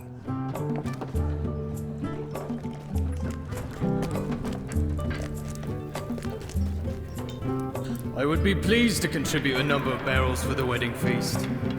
It's the least I can do for the king and his bride, and I do it gladly. Gondor is in need of such happiness as theirs after so much war. The dwarves are right on this account.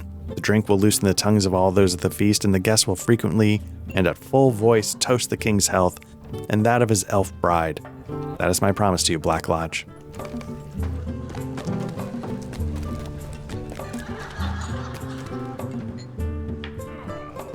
Well, that is settled. Now, let us see to the other matter, the proper vows to be made during the wedding ceremony. Will you gather up these papers? Draftley and I wrote down some good options, and all of our friends here in the Splintered Shield contributed suggestions of their own. And now it's up to us to select the very best ones.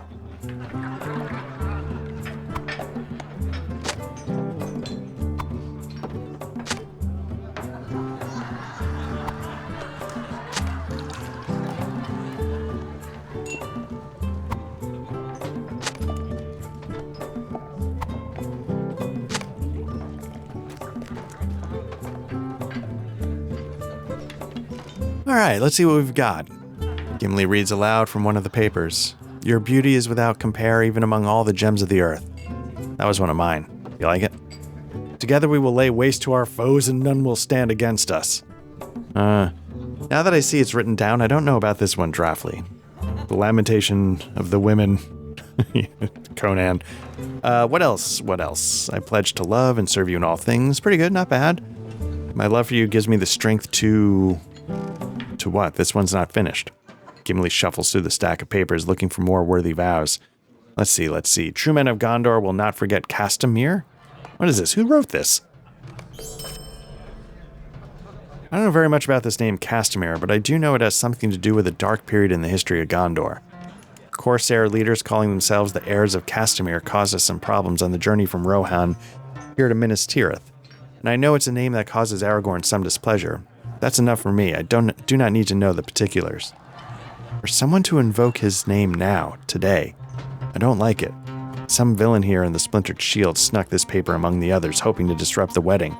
Find out who's done this, and we will make them pay for it. Okay, so with that, I'm going to take my first break, and we'll be back. Okay, we're back from our first break, and let's keep going, trying to figure out who's trying to sabotage the ceremony. They insist they saw nothing. They also insist they saw nothing.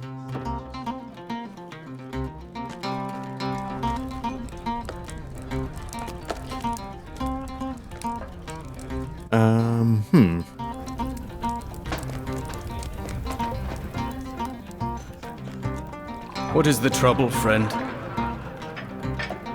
I assure you that several of my finest barrels will be brought to the hall for the wedding feast. I'm a man of my word, and I will see it done. All I ask is that the lords and ladies attending the feast know that it was Degillion of the Splintered Shield who provided the drink. You tell Degillion that someone slipped a reference to Castamere, the usurper, among the papers on Gimli's table while the dwarf and his companions were dozing. Men speak of Castamere in my tavern? This is an outrage. I'll have you know that we of the Splintered Shield are king's men all and have nothing but respect for his bride-to-be, elf though she be. I say that with all the love in my heart. If you find any who say otherwise, even so much as think it, I will have them cast out upon the street, never welcome again within these walls, I swear it. Show me the man who speaks fondly of Castamere, the usurping kingslayer, and I will report him to the guards of the citadel.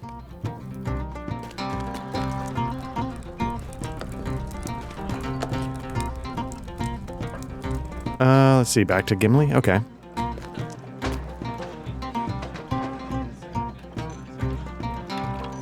Nobody saw anything. I wager my axe could make them talk, but this is not my kingdom and I should not wish to overstep my bounds. Not right before a wedding anyway. Castamere, bah! I remember the Corsairs that invoked his name at, Pelargir. And none of them would be welcome at a wedding such as this.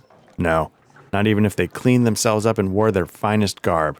They were cruel-hearted and evil-minded, and from my gathering, it sounds like their idol Castamere was twice as bad.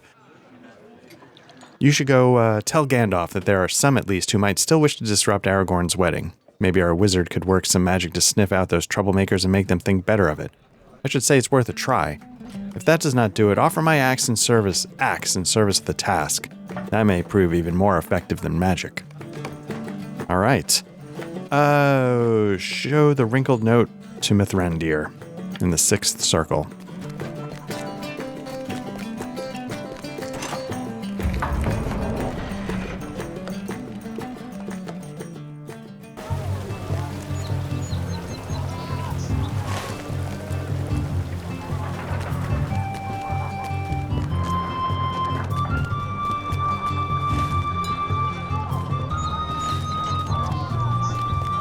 All right, let's make our way back up to the 6th circle again. Hopefully,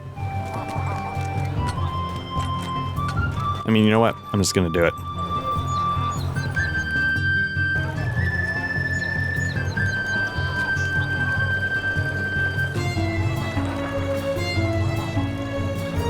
What has brought you back to me so quickly? Has Gimli exhausted his store of love words, or has he decided to save them for another wedding? It would not surprise me to learn that our dwarf has a poet's heart, as do many of his people. You tell Gandalf about the mention of Castamere, that someone slipped among Gimli's papers in the splintered shield, and the wizard nods without surprise. Yes, I expected something like this. The folk of Gondor have long memories. Castamere's reign was the violent culmination of kin strife, a chain of events that began with a wedding of which the populace did not approve. Roman Dassel, 20th king of Gondor, sent his son Valakar to make peace with Vidugavia, proclaimed king of Rovanion. Valakar did so, but he did more than as well. He fell in love with Vidumavi, Northman daughter of the king, and the two were married. Many folk in Gondor were displeased with the match, believing that Valakar's marriage would lessen the royal Númenórean blood in any heir produced by the union. Unrest simmered throughout the kingdom. A child was born to Valakar and Vidumavi, and he was named Eldakar. The unrest continued to simmer until at last he came to the throne. Unrest turned to violent conflict, and Castamere, the captain of the ships, brought war to unseat Eldakar. The usurper ruled Gondor for 10 years until Eldakar returned at the head of a Northman army. Castamere was slain, but his sons and allies fled to Pelargir and Umbar, and the underlying discontent that caused the kin strife never truly disappeared. Will the people of Gondor accept the marriage of their king to Arwen Undomiel, the daughter of Elrond of Rivendell? The news you bring from the Splintered Shield tells me that some at least may not. We should bring word of this possibly to Elisar, though it pains me to trouble him with this. Perhaps you can do this. If he's going to shoot the messenger, I'd rather it be you. Signed, Gandalf. Okay, we're heading back to the top.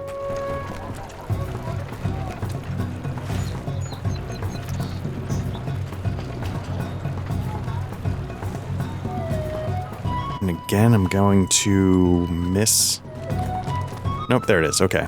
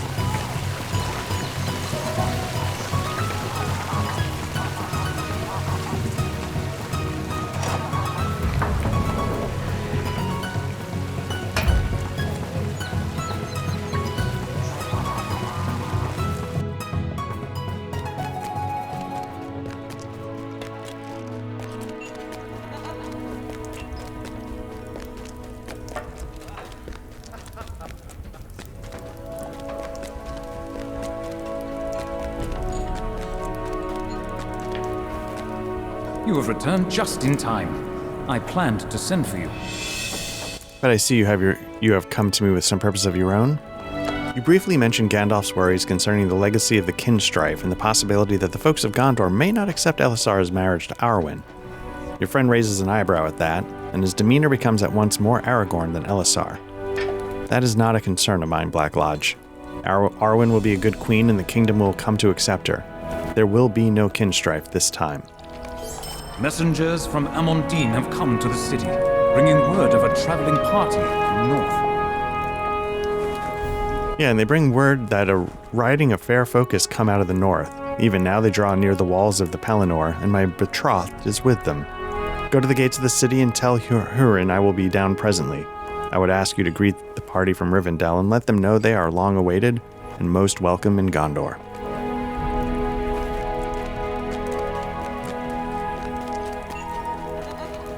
All right. Again, I'm sort of jumping around because I don't enjoy navigating Minas Tirith, and I don't want that to get in the way of enjoying what's going on.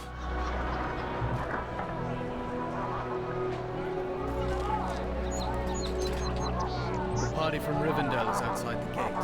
Might you bring them our greeting? I understand you are to bring them greeting of the city, and I will await the arrival of King Elisar. Very good. These elves are known to you, yes? You trust they intend no harm to Gondor or to the king? Then they are welcome here, and I will permit none to speak ill of them.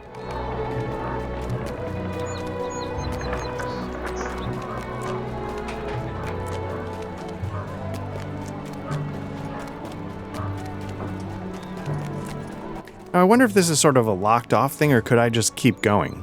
Like is all of this now different? Like, could I go to Osgiliath and is it still overrun, or is it cleaned out? Like, I wonder how much the world has actually changed. The elves nod their greeting as you approach. The journey was a long one, but we would not miss Arwen's wedding. Let her younger sister heed the wisdom of her older brothers. Elladan gives you a playful smile. We are a little more than 100 years older than she, but that century makes all the difference in wisdom, Black Lodge. Ask anyone and they'll tell you I speak true. Hail to you, friend of adventure. Let my brother and I greet you as gladly as we may, for this is a day both of gladness and sorrow. Gladness for the joy of our sister, but sadness too, for she has chosen to walk with her love Elisar, and her people will mourn to be parted from her. While we remain in Middle-earth, Elladan and I will soothe the sting of this hurt with exploration and adventure, with combat and a feast of martial skill, and feats of martial skill. That is our way, and I know it is yours as well, Black Lodge. So are these the two? At some point, a long time ago, there was sort of like a quest line where you'd follow the suns around. Like, I think I scouted...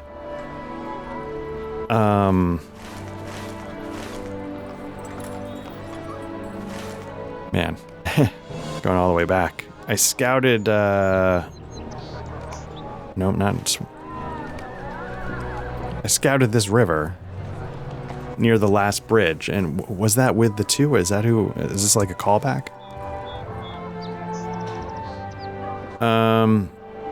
Yeah, that's my guess, but, I'm bad with names. Okay, talk to Glorfindel.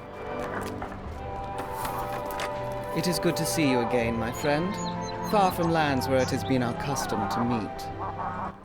There are a few occasions that might draw so many from the Hidden Vale to the Long Road, but the marriage of Elrond's daughter Arwen, Undomiel, is one of them. She is to wed Elisar of Gondor, but that is not the only name he wore during their courtship. Aragorn he was, and Estel, and while others called him Strider, that name brought laughter to her lips and amusement to her heart. It is a time for love's joy, but there is sadness in it too. A father's sorrow for the daughter from whom he must be parted. That is another reason so many have come south, for even amid such joy their dear friend must lose something too, and that is a grief. It's gonna be interesting. I have a daughter. I don't know what her plans are as far as getting married, but should she choose that someday, I wonder what it's gonna be like. Michael Vanna. We've come a long way for the wedding of Arwen to King Elisar of Gondor, but our journey is almost at its end. I have been chief counselor of Elrond's household for many years, and he has long relied upon my wisdom and advice, but what of these have I to offer today? There are times a daughter's happiness must be set against a father's sorrow, but how often do the sundering seas lie between one and the other? Rarely, perhaps, but the choice having been made for Lord Elrond and his daughter, the answer appears to be always. All right, Galadriel and Celeborn. I greet you once again and name you friend. You and I have walked in dangerous places, but let us set aside the memory of them for now, for this is a time of celebration. That there may be such as these is welcome indeed, though the time of my people draws near to an end. A time of great evil has passed, and now hearts will be lightened with joy.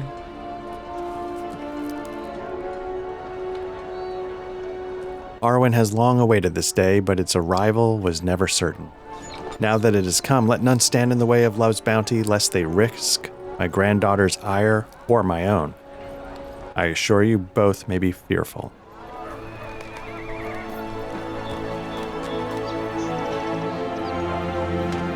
Let me just see. I always thought that,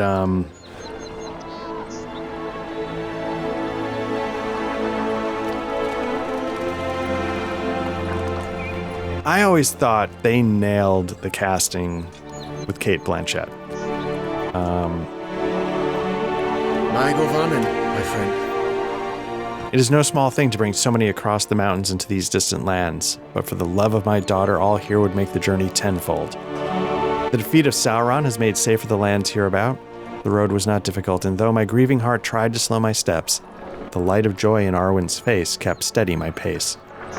For all the knowledge I possess, I cannot solve this riddle. Arwen will be parted from her kindred or from her betrothed, and none of my wisdom can ease that parting. Still I am here, and would be nowhere else on this day, or on any day that my daughter desired. It is good to see you. So far from the place of our first meeting, with so much having happened since. I have walked for many years in Middle-earth, but I feel something I've never felt before. I am like a young sapling, my life just now beginning. I assure you that it is a particular sensation for one of the Eldar. Peculiar, not particular. I assure you it's peculiar. One other thing I really thought I don't know if it was in the regular edition or just in the enhanced editions, but Elrond trying to talk Arwen into not marrying Aragorn. He's like, what are you going to do? Like, you're immortal. He's not. At some point, he's going to go, and so will everyone, and you will be alone in a land. It was almost like describing the heat death of Middle Earth, and you're still going to be standing there, and it was crushing him to think of her in that particular state. I understand the preparations are nearly complete. You tell Arwen that the Council of Gondor authorized a great number of plans and preparations for the wedding, and Aragorn believes they are nearing completion. When you tell her that Gimli had some suggestions relating to the vows she and her betrothed might speak during the ceremony, Arwen smiles fondly. I have already given this matter some thought, and chosen words of my own. My love is certain to have done the same. But my heart is warmed by the kind thoughts of Gimli, son of Gloin. May the words of our vows measure up to those of his devising. But is that my betrothed I see? Has he come down from the city to greet his bride?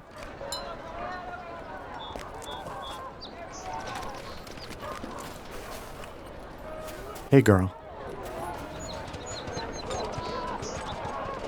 The sight of my betrothed, my beloved, has stolen all speech from me, my friend. For so long have we awaited this day, and now it arrives.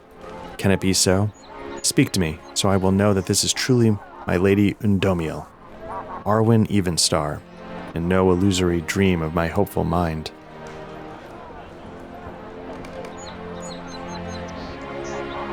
After so many labors, at last it is time. Come with me, my friend. Together my love and I will ascend the levels of the White City, and tomorrow, on Midsummer's Day, we will be married at last. It was on Midsummer's Day that folk from near lands and far came to the White City to witness the great wedding.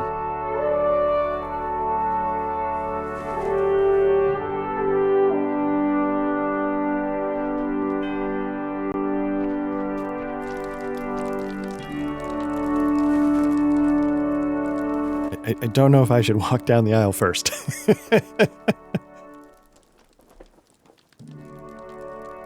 Aragorn smiles at you. I am pleased you could be here, on this day of joy. Take your place besides Merry, my friend.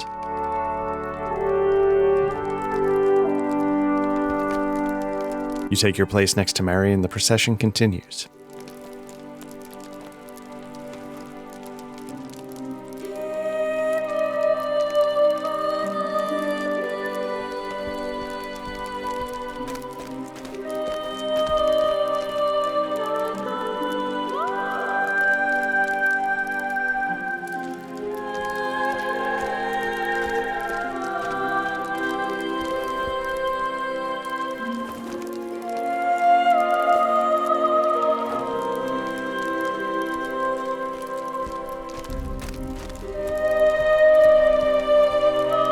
Maigovanen perethel, vivered toledlin.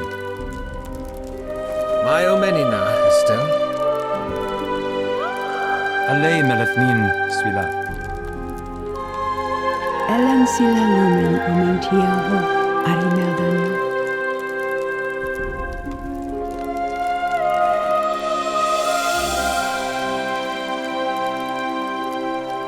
I bid you welcome.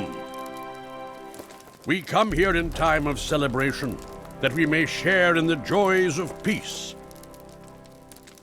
Let us rejoice that the war is ended, and that love endures. But remember, too, the coming of the dawn does not mean an end to all shadows. Many are those who gave their lives so we might see this day. Let us pause to remember those whose time has passed and will not come again.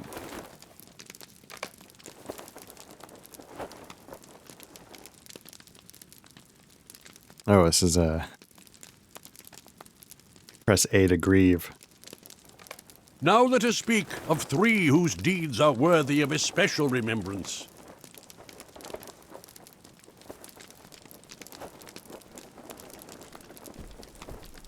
Hail Theoden, King of the Mark!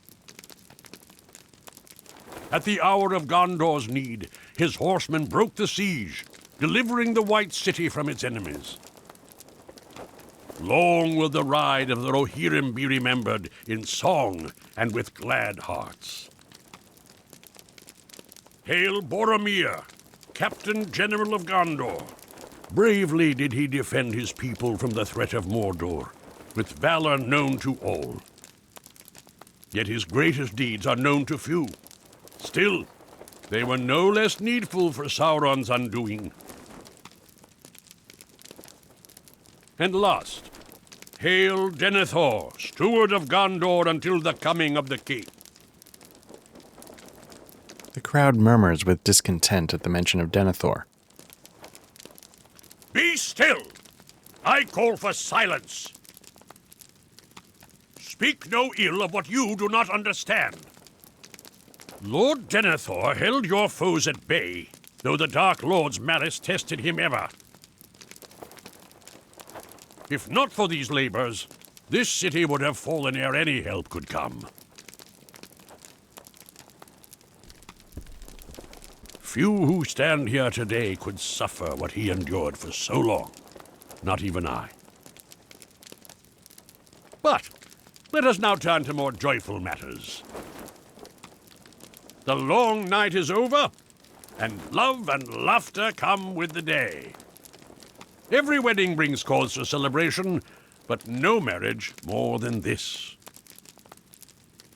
For the blood of Earendil's children, long parted, shall once more be made one.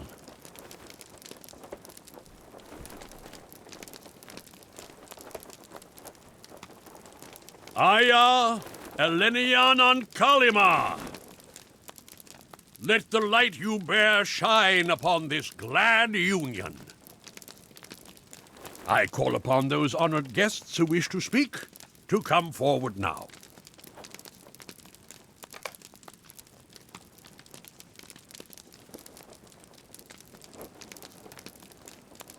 Long in the years of men, but short by my counting. have I known the doom of this day. It was to be the fate of Arwen Undomiel to part either from her kin or from Middle-earth. Now her path is set, and this joy brings great sorrow. Our roads shall not meet again ere the breaking of the world.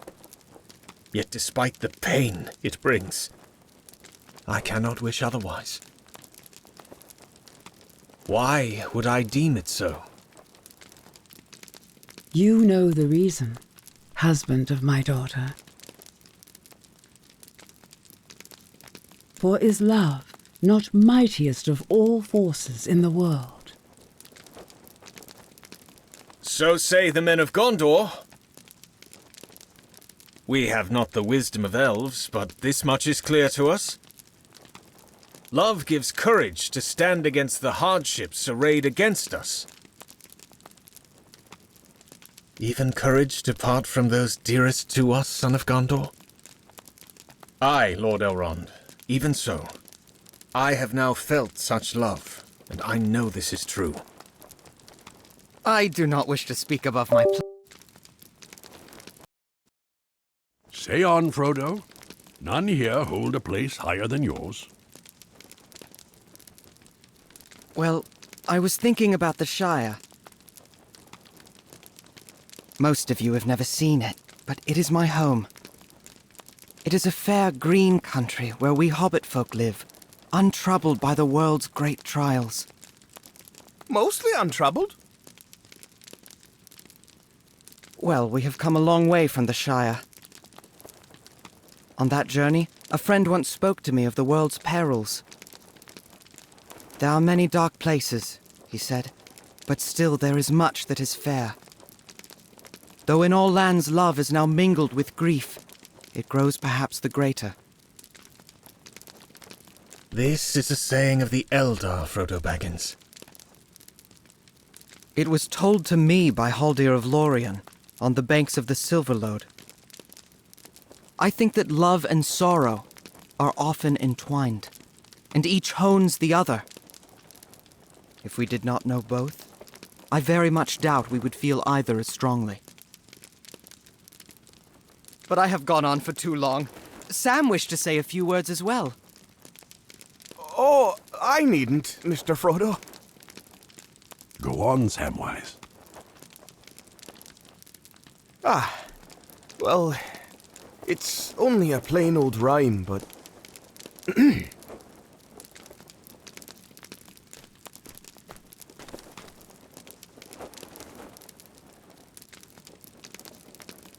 Age-long, our garden bore no bloom.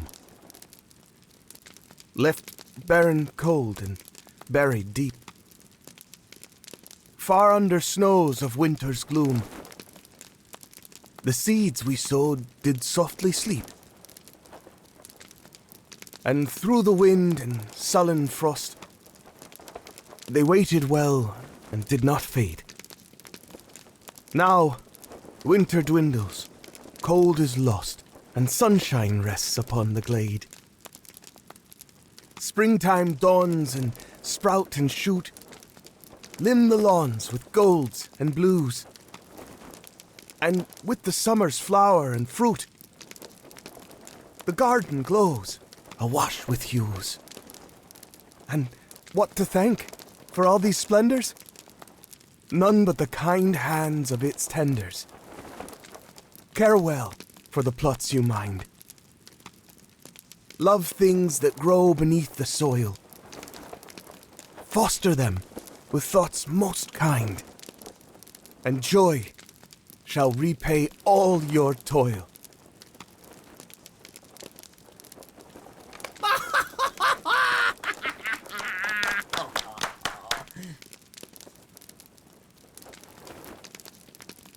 Oh, got a cheer for Sam, sorry. Ha-ha! Well spoken, Master Gamgee. A simple rhyme indeed. Now, to the matter at hand. When two are to be wed, the rights of both elves and men call for the exchange of golden rings. Given events of recent days, however, perhaps it is best to skip this custom, unless our lovers object. Then let their hands be joined instead, and thus reveal their bond to all as they take their oaths to each other.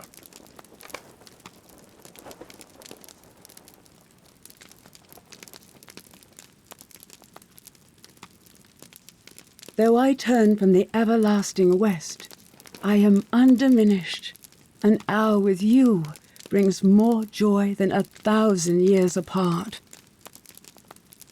When you embarked upon your quest, my sorrow was as none I have ever known. Now we are again together, and so shall stay. I choose Luthien's path, bound to your fate, as was hers to Baron's. Mainuvan melmetja ter corviarenya artenoyo. We are as two fair trees entangled beneath the sun, rooted deep, drinking light together. My heart has belonged to you from the hour I first beheld your grace beneath the leaves. You are my hope, the sustaining flame I bore unto the jaws of shadow. The even star who guided my steps through labor and fear. Mainovon melmetja ter corvirenyar artenoyo. Nai alequen embeve tulva, ala niere nexhuvavet. Aragorn Elisar, son of Arathorn, will you wed Arwen, daughter of Elrond, and henceforth be husband unto her? I will. Arwen Undomiel, daughter of Celebrian, will you wed Aragorn, son of Gilraen, and henceforth be wife unto him? I will. Then before the Valar, and the one who stands above all others, and in sight of men and elves, and dwarves. Oh, and hobbits, don't forget us. And all free folk, let you be bound together, and the twin lines of Earendil be made one anew. All hail the High King of the South Realm and the North, and all hail the High Queen. Hail Elisar! Hail Doniel! Eglario! Praise him with great praise!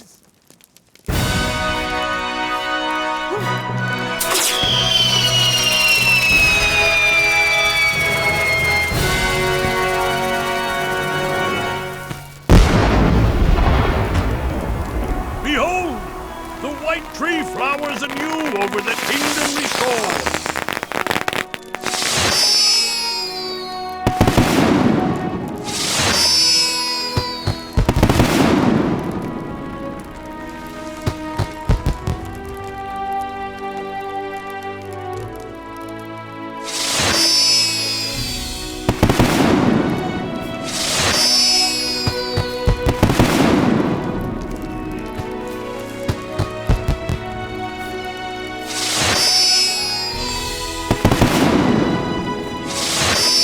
Thrandir never fails to impress, does he not? But I understand the ceremony is merely the beginning of the festivities this night. Hope to see you later, my friend.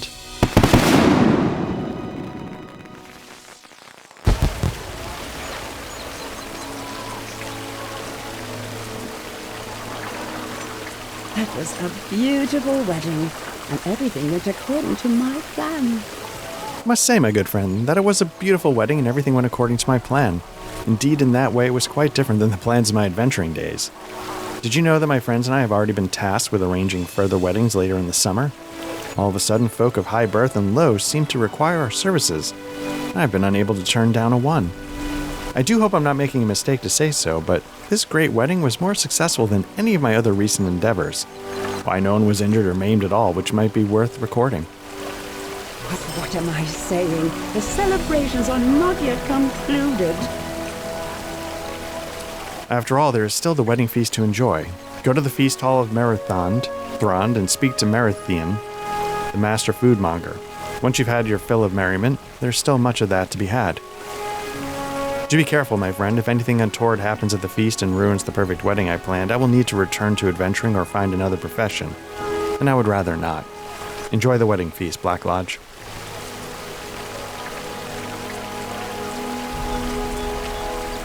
Okay, so let's see.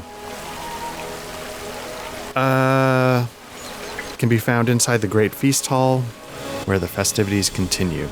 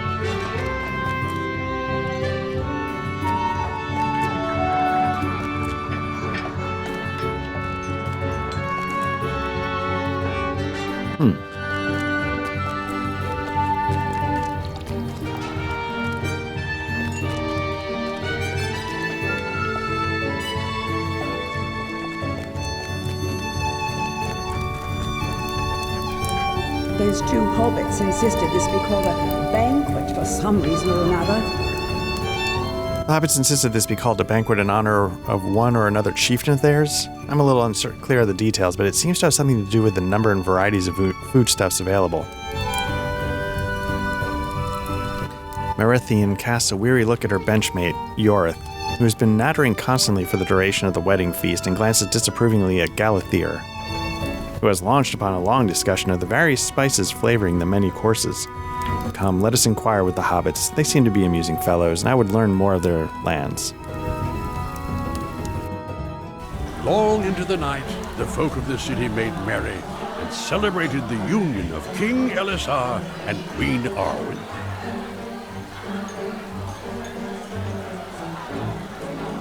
Thank you for rescuing me. I intend no disrespect for any of the fine folk at my table, for they are all worthies of Gondor in their own way. But some of them can be most tiring. Come with me, my helpful friend. I see the hobbits with whom I spoke right over there.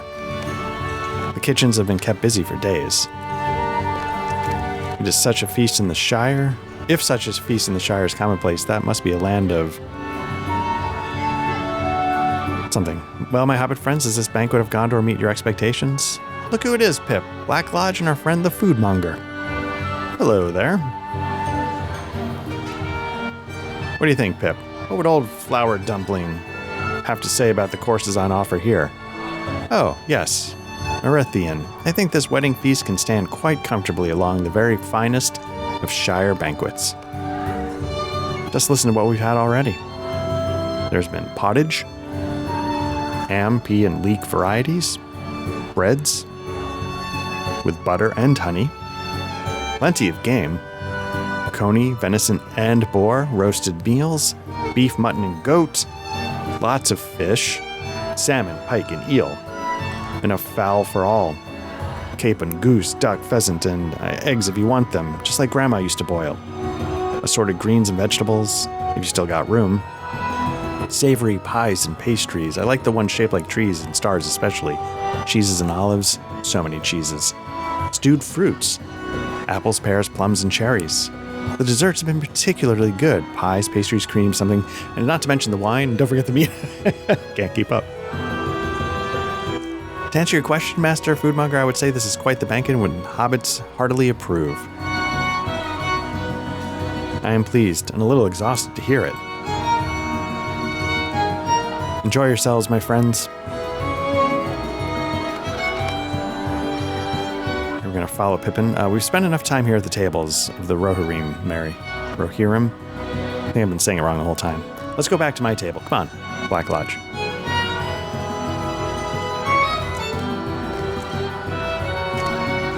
Whoa, we can't cut through here. We shouldn't interrupt the dance. Follow me.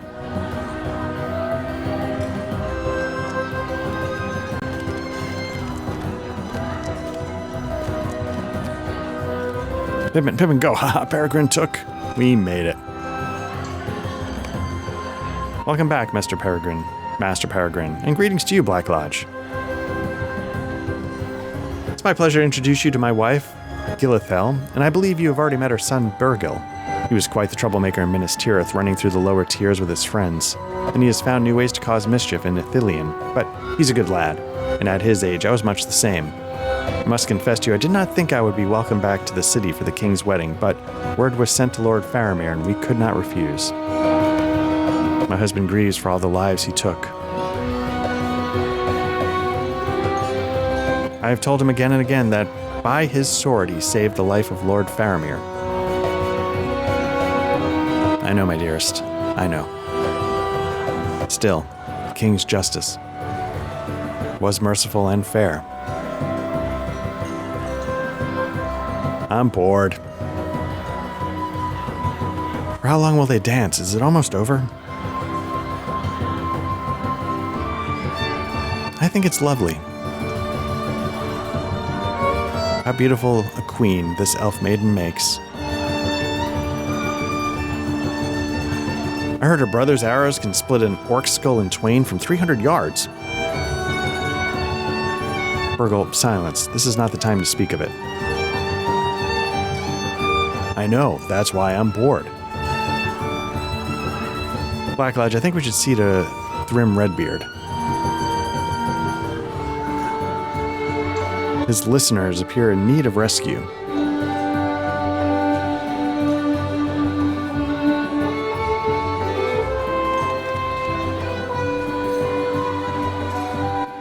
And so, with our horses refreshed, we crossed the Mering Stream and rode hard through the Beacon Hills.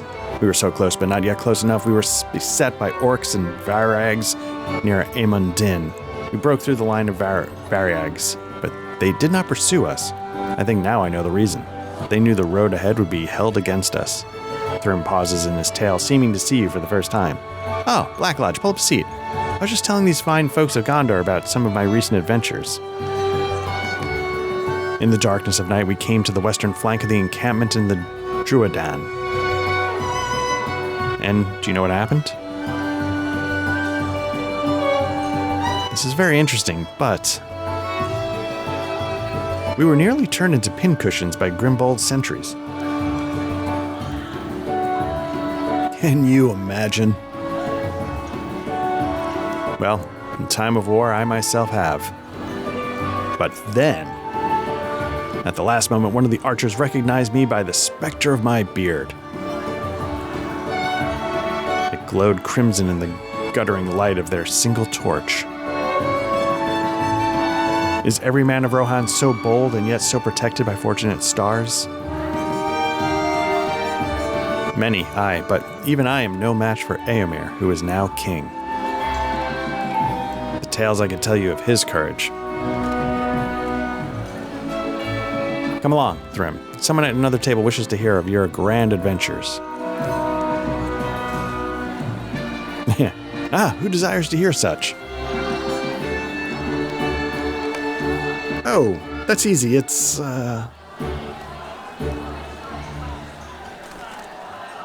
Master Meriadoc, wait. Oop, you just... You'll have to thank your halfling friend for us, Black Lodge. I might have heard more of Éomer's father. That reminds me. I was given a message for you. One of the wine stewards came by earlier before our friend from Rohan launched into his full-throated tales of bravery. The steward asked if we would do him the kindness of delivering you to him if you chanced to come by our table. He said he would be downstairs. Now that I have executed his charge, perhaps I will learn what else my daughter would hear of this new king of Rohan, and why the speaking of his name brings such a blush to her cheeks.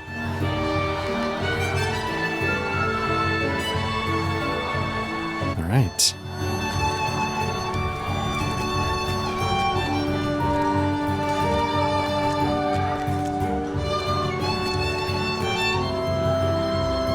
Ah, there you are. I'm pleased the Prince of Dol Amroth gave you my message, for it's urgent and I did not know where else I might turn. There's something of a problem, you see, and I need you to ensure that it does not get any worse. Some rough sorts have gathered outside. I'm afraid they intend to disrupt the wedding feast in some way. They were asking for you. Here, take these bottles of wine out to them. It could be an offering of peace will send them happily on their way.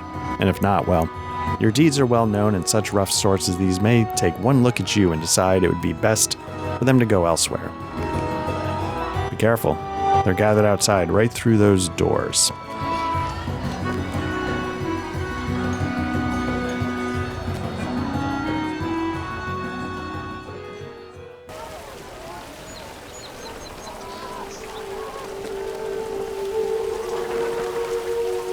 You owe me a drink or three, Black Lodge.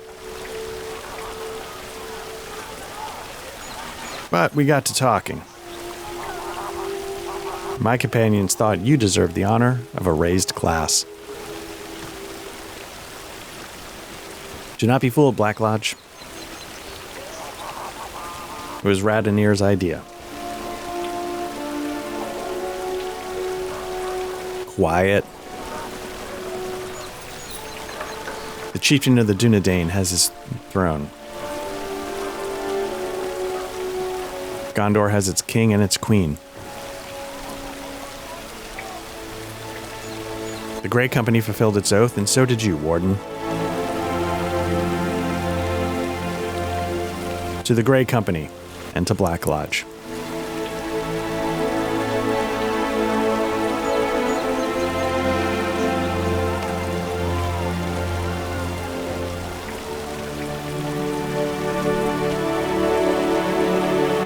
Who can say when we will all once again be together? Each of us has business elsewhere, some in the north, some here in the south. It would have been a shame not to mark the occasion. Is that so unusual? We all felt a kinship with each other, born of our shared duty. It's strange to me that we must now separate. Lothrandir wishes to return to Forakel, the land of the snowman, so I'll travel with him part of the way with some others of the company. Tekaran will reside once again in Evendim, but on the way we will pay a visit to Cyrodion and learn the tale of his own return to Eriador with our fallen brothers. Idrain and Langlas plan to stay for a while Esteldin with Mincham. Angwed has not yet decided where he will travel, just that his road lies to the north. If he has a place in mind, he has not shared it with us. I think the wilderness calls to him. Radoneer smirks at you. Do you know what calls to me? The food of the Northlands. Food at this feast is too richly made, too covered in sauces, too soft, and there's too much of it. There isn't anything to sink your teeth into. Give me that crusty bread and old cheese of the Forsaken Inn. A day's ride east of Bree. That's all I need.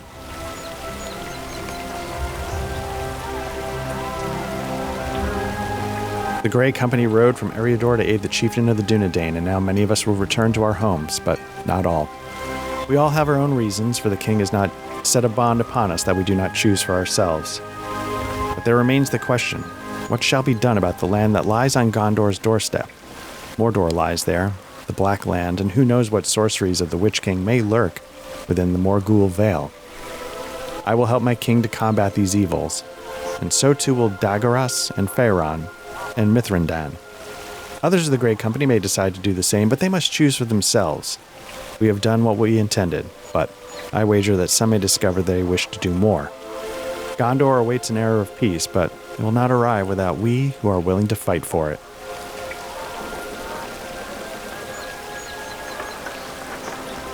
Good day, sirs and man.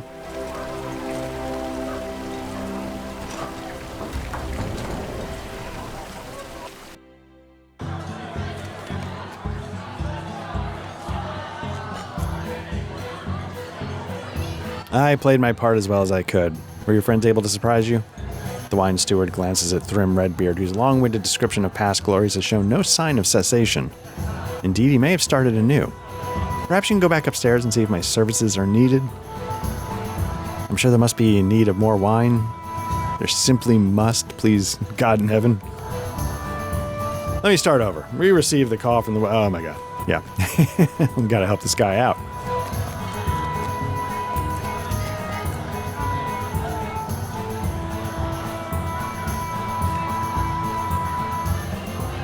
I hope you're enjoying yourself. I confess to you that much of tonight has passed by with dizzying speed, but it is joyful motion, and I would trade it for nothing else. Might I ask a favor of you? Earlier I spoke with Faramir about a matter of some importance, and I'm interested to learn if he has come to a decision. Would you speak with him to determine if this be so? I will say, what he's describing, that sort of whirlwind, like, I've told people that I've spoken to about, like, my wedding day, I don't remember a lot of it. A lot of it's like a blur. My dear one does me a kindness, but I am more interested in this decision than he is he.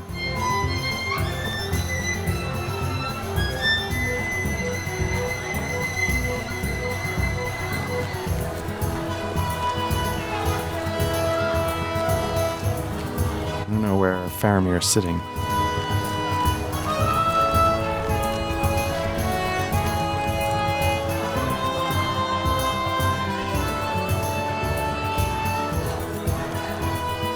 I assume, everybody with a name is here, so somewhere.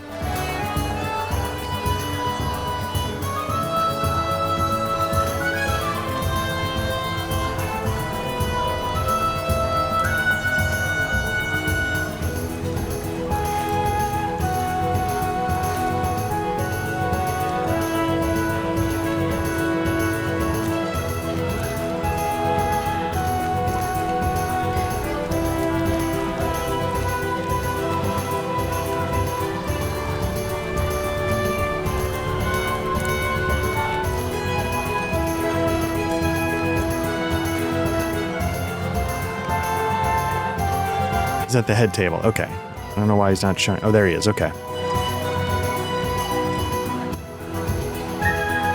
It's a pleasure to speak with you, my friend. I saw you earlier when our halfling friends ran by the tables on their way to do some mischief. It was a spirited chase and brought a smile to my lips. That has been rare enough in these days since, well, in the past few days. Faramir falls silent, and you take the opportunity to ask if he considered the topic with which King Elisar inquired. Faramir studies you quietly. He told you not of the subject of our discussion? He's more subtle than I expected, or perhaps it is the hand of his queen that makes him so. Ah, you're a friend, so I'll speak freely. The king knows that my heart has been captured by Lady Eowyn of Rohan. She returned to the Rittermark in the company of her brother while they prepare for the funeral of Theoden. And while she has been gone, my heart has been in darkness. Ever she occupies my thoughts, and I know I will never again feel happiness or joy while we are apart. I dare not hope she feels the same, and would not, for I would wish her no unhappiness. I thought to ask for her hand in marriage, but I am full of worry. Is it just this midsummer's day that makes me dwell upon it? What if she does not feel the same as I? Begging your pardon, Prince Faramir. I am sorry. I hate to intrude. You don't need to apologize, dear Samwise. Well, it seems to me that folk of Gondor always make things too complicated. And maybe that's fine and normal down here. But at the Shire, we prize when things are simple. I see. It's true that there's a lot of marriage talk in the air. And it makes me blush to think of it, since I never thought myself the type. But I am rather of a mind to get married myself when this is all over. Do you have a particular girl in mind, Sam? I wager you do. And so, what if I do, Mr. Frodo? I think I understand your advice, Master Samwise, and I thank you for your hobbit wisdom. I shall ask for Eowyn's hand when next I see her.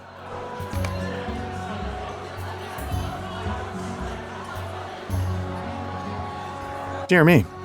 I am pleased that Prince Faramir has made up his mind, but to be completely honest with you, I had not quite gotten around to the advice I intended to give to him. Still, all's well when it ends well, which it will if Lady Eowyn agrees to his proposal. If she does not, I fear the reputation of hobbit wisdom may suffer in Ithilien and Gondor. Oh dear. A great commotion draws your attention to the west side of the feast hall. What's that? Take a deep breath, my friend. All will be well.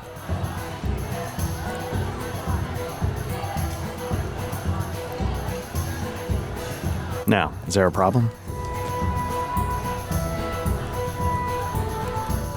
They just barged in, my king. They are causing a commotion in the kitchens. Of whom do you speak?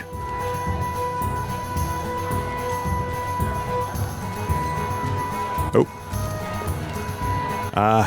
Now I see. It's a pleasure to meet you at last, Grimbjorn. You are most welcome here, son of Bjorn.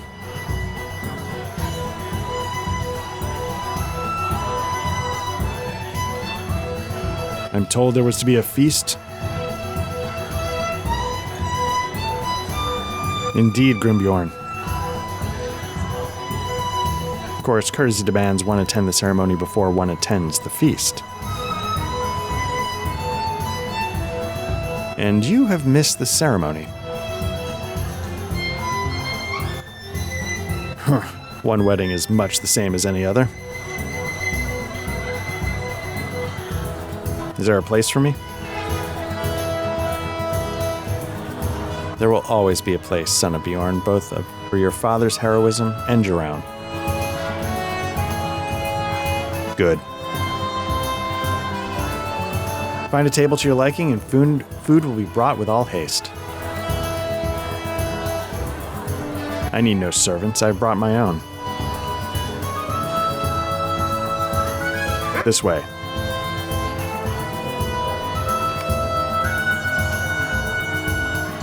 I cannot believe my eyes. My goodness.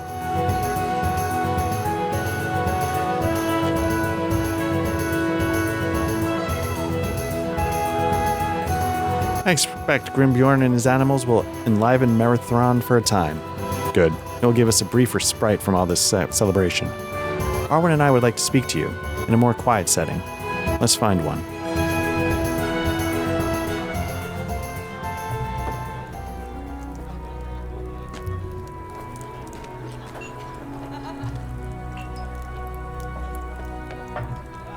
There were days when it seemed the shadow would never pass, but it has lifted at last.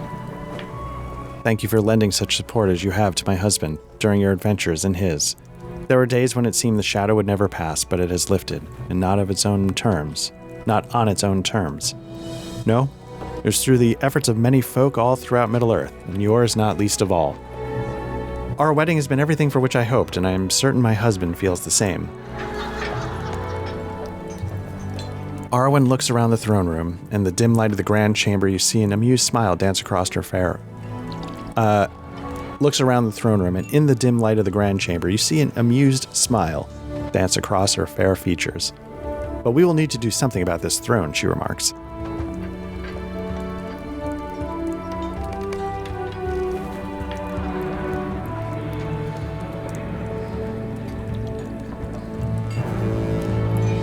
I see it reflected in the fervor of my people's celebration. The war is ended and they are gladdened to have joyful cause. We spoke of some trouble in the history of my kingdom, do you remember? I told you I did not think it would be a problem, and so I still think. I've studied the faces of my people on this midsummer's day, and this I have learned. They will come to love their queen. She will be a patient guardian of Gondor and all its folk, as I will be, and together we will restore what glory there is to be had in this age, and whatever ages may come. Thank you for all you've done. I speak not only of your service against the forces of Sauron, but for also all you have done for me as my dear friend. When at last the history of Gondor is written, one will be counted more important than the other, but know that in my deepest heart I measure them equal, for Aragorn may be selfish where Elisar may not. He smiles at you, a wolfish grin that brings to mind the shadows of a distant tavern in Breland. But You will not hear me admit it again, my friend. The peace of Middle-earth must come above my own happiness.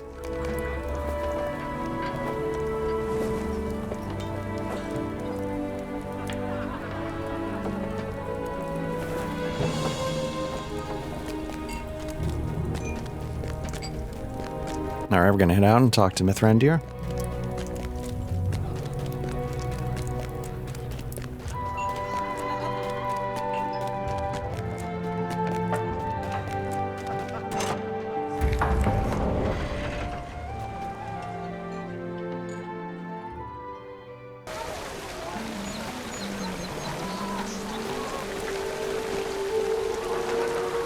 It has been some time since Gondor saw such revelry.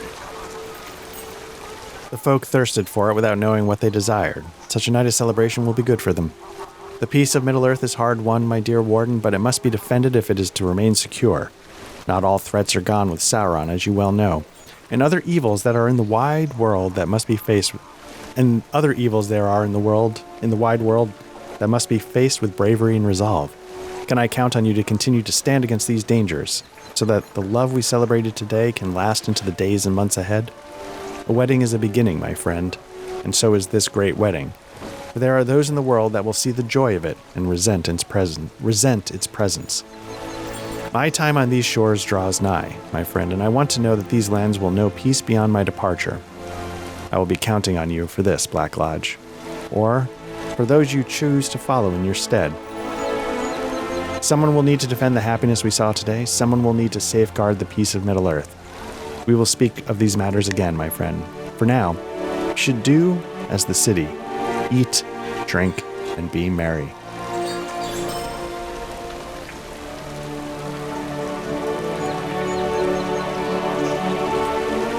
New deed, the peace of Middle-earth.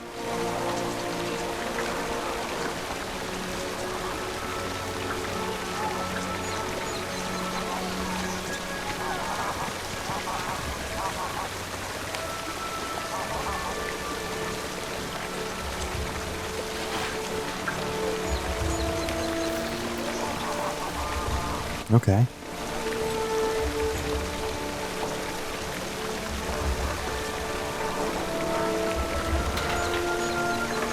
So I'll have to look into this.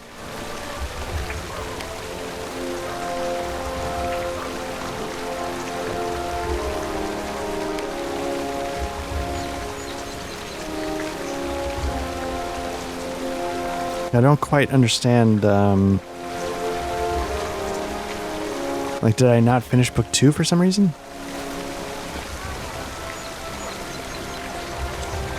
I guess that's why I'm not sure.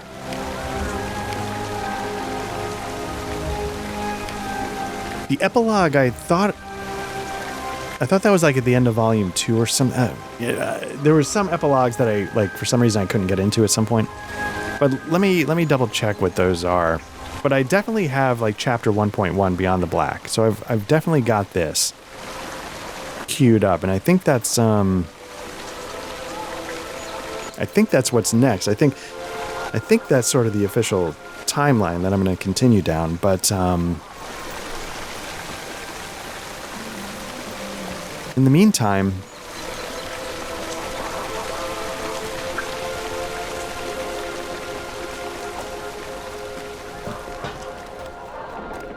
yeah, I'll have to Google what all that's referring to, because yeah, again, the deed, I don't know if it's, I don't feel like that deed popped up to then introduce a bunch of other stuff. I think it was part of those ongoing collections of deeds and something got finished. So I think that's, so I don't think there's necessarily an immediate narrative tie.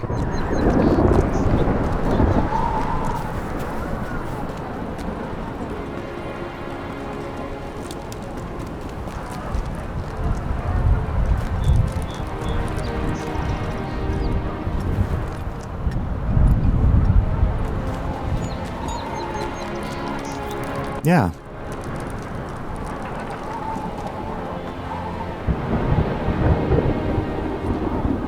There we are. There we are. I believe that is the official end to the Lord of the Rings online book quests. We've done it. Let me see something really quickly. How to tell how long you played a character in Lotro. Let's just see what it took. I think you type /played. Been playing for 1 week, 4 days, 2 hours, 6 minutes, 13 seconds. So 1 week is, let's find out, 107 times 24 plus.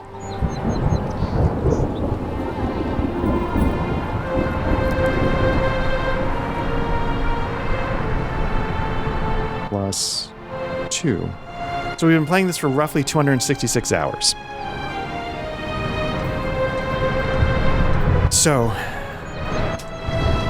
to everybody who stuck with us, I really, really, really appreciate it. It's a weird feeling. Like I said, I'm not done, but I did the thing we set out to do, and it's a thing I'd set out to do from the very first time I fired this game up 19 years ago. I believe this game came out in the spring of 2007. It's now the spring of 2026, so it's 19 years.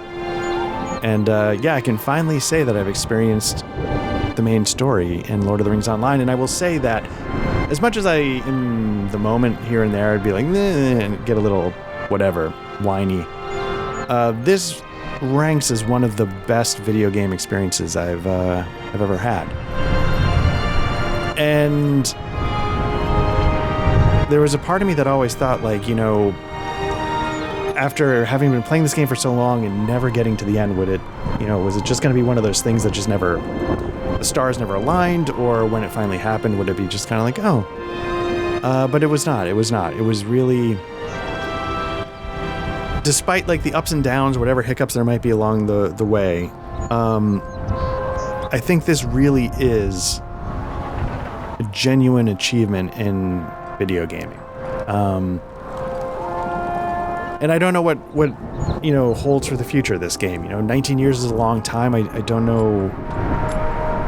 I don't know what's going to happen, if it can hang in there, if someday it'll come officially down, but private servers will provide a way to continue the story. But I hope for whatever it is, it's around for a long time to come.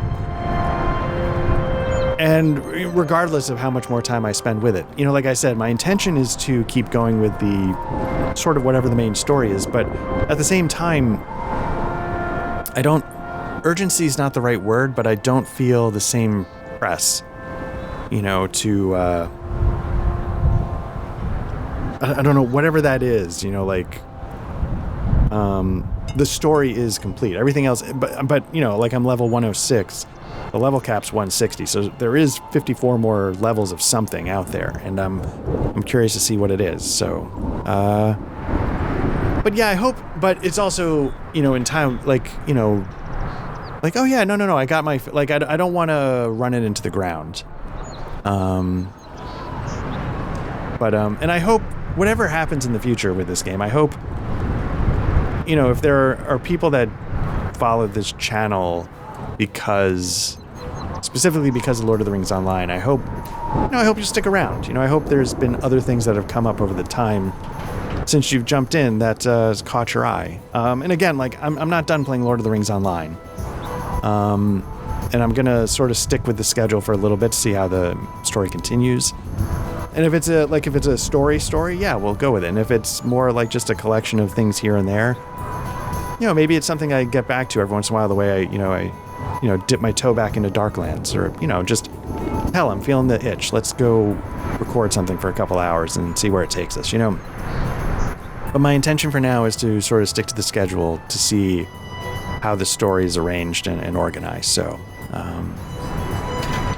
but sincerely though, for the people that jumped in for this and have stuck around this whole time, we really, really very much appreciate it. So, and I don't know if there's too many games that I would have done this. Like when I started, I was like, this is going to be dumb. 266 hours is a long time, especially given how busy everything can be. Like when at the time of this recording, I'm doing some Skyrim. Like, I don't know if I'd record 266 hours of Skyrim or Elden Ring. I didn't record that for quite as long. I just don't know if there's many games that would hold my attention the way this did. Even though, and I think this is something I've gotten into, like I'll take setting over mechanics every time. It wasn't the mechanics that kept me coming back. It was this stunning realization of one of the most famous settings in all of literature. So with that, congratulations to the team that made this game, the people in the past that put together the initial outings, and to the people now that keep it going and continue to expand it and figure out where it goes next. I deeply appreciate it because, again, this has been one of the best video gaming things I've ever experienced. So until next time, thanks again. We'll be back with more Skyrim. Time is recording. Some more Lord of the Rings Online, see where this goes. And who knows what else in the future. Thanks again. Take care. Bye-bye.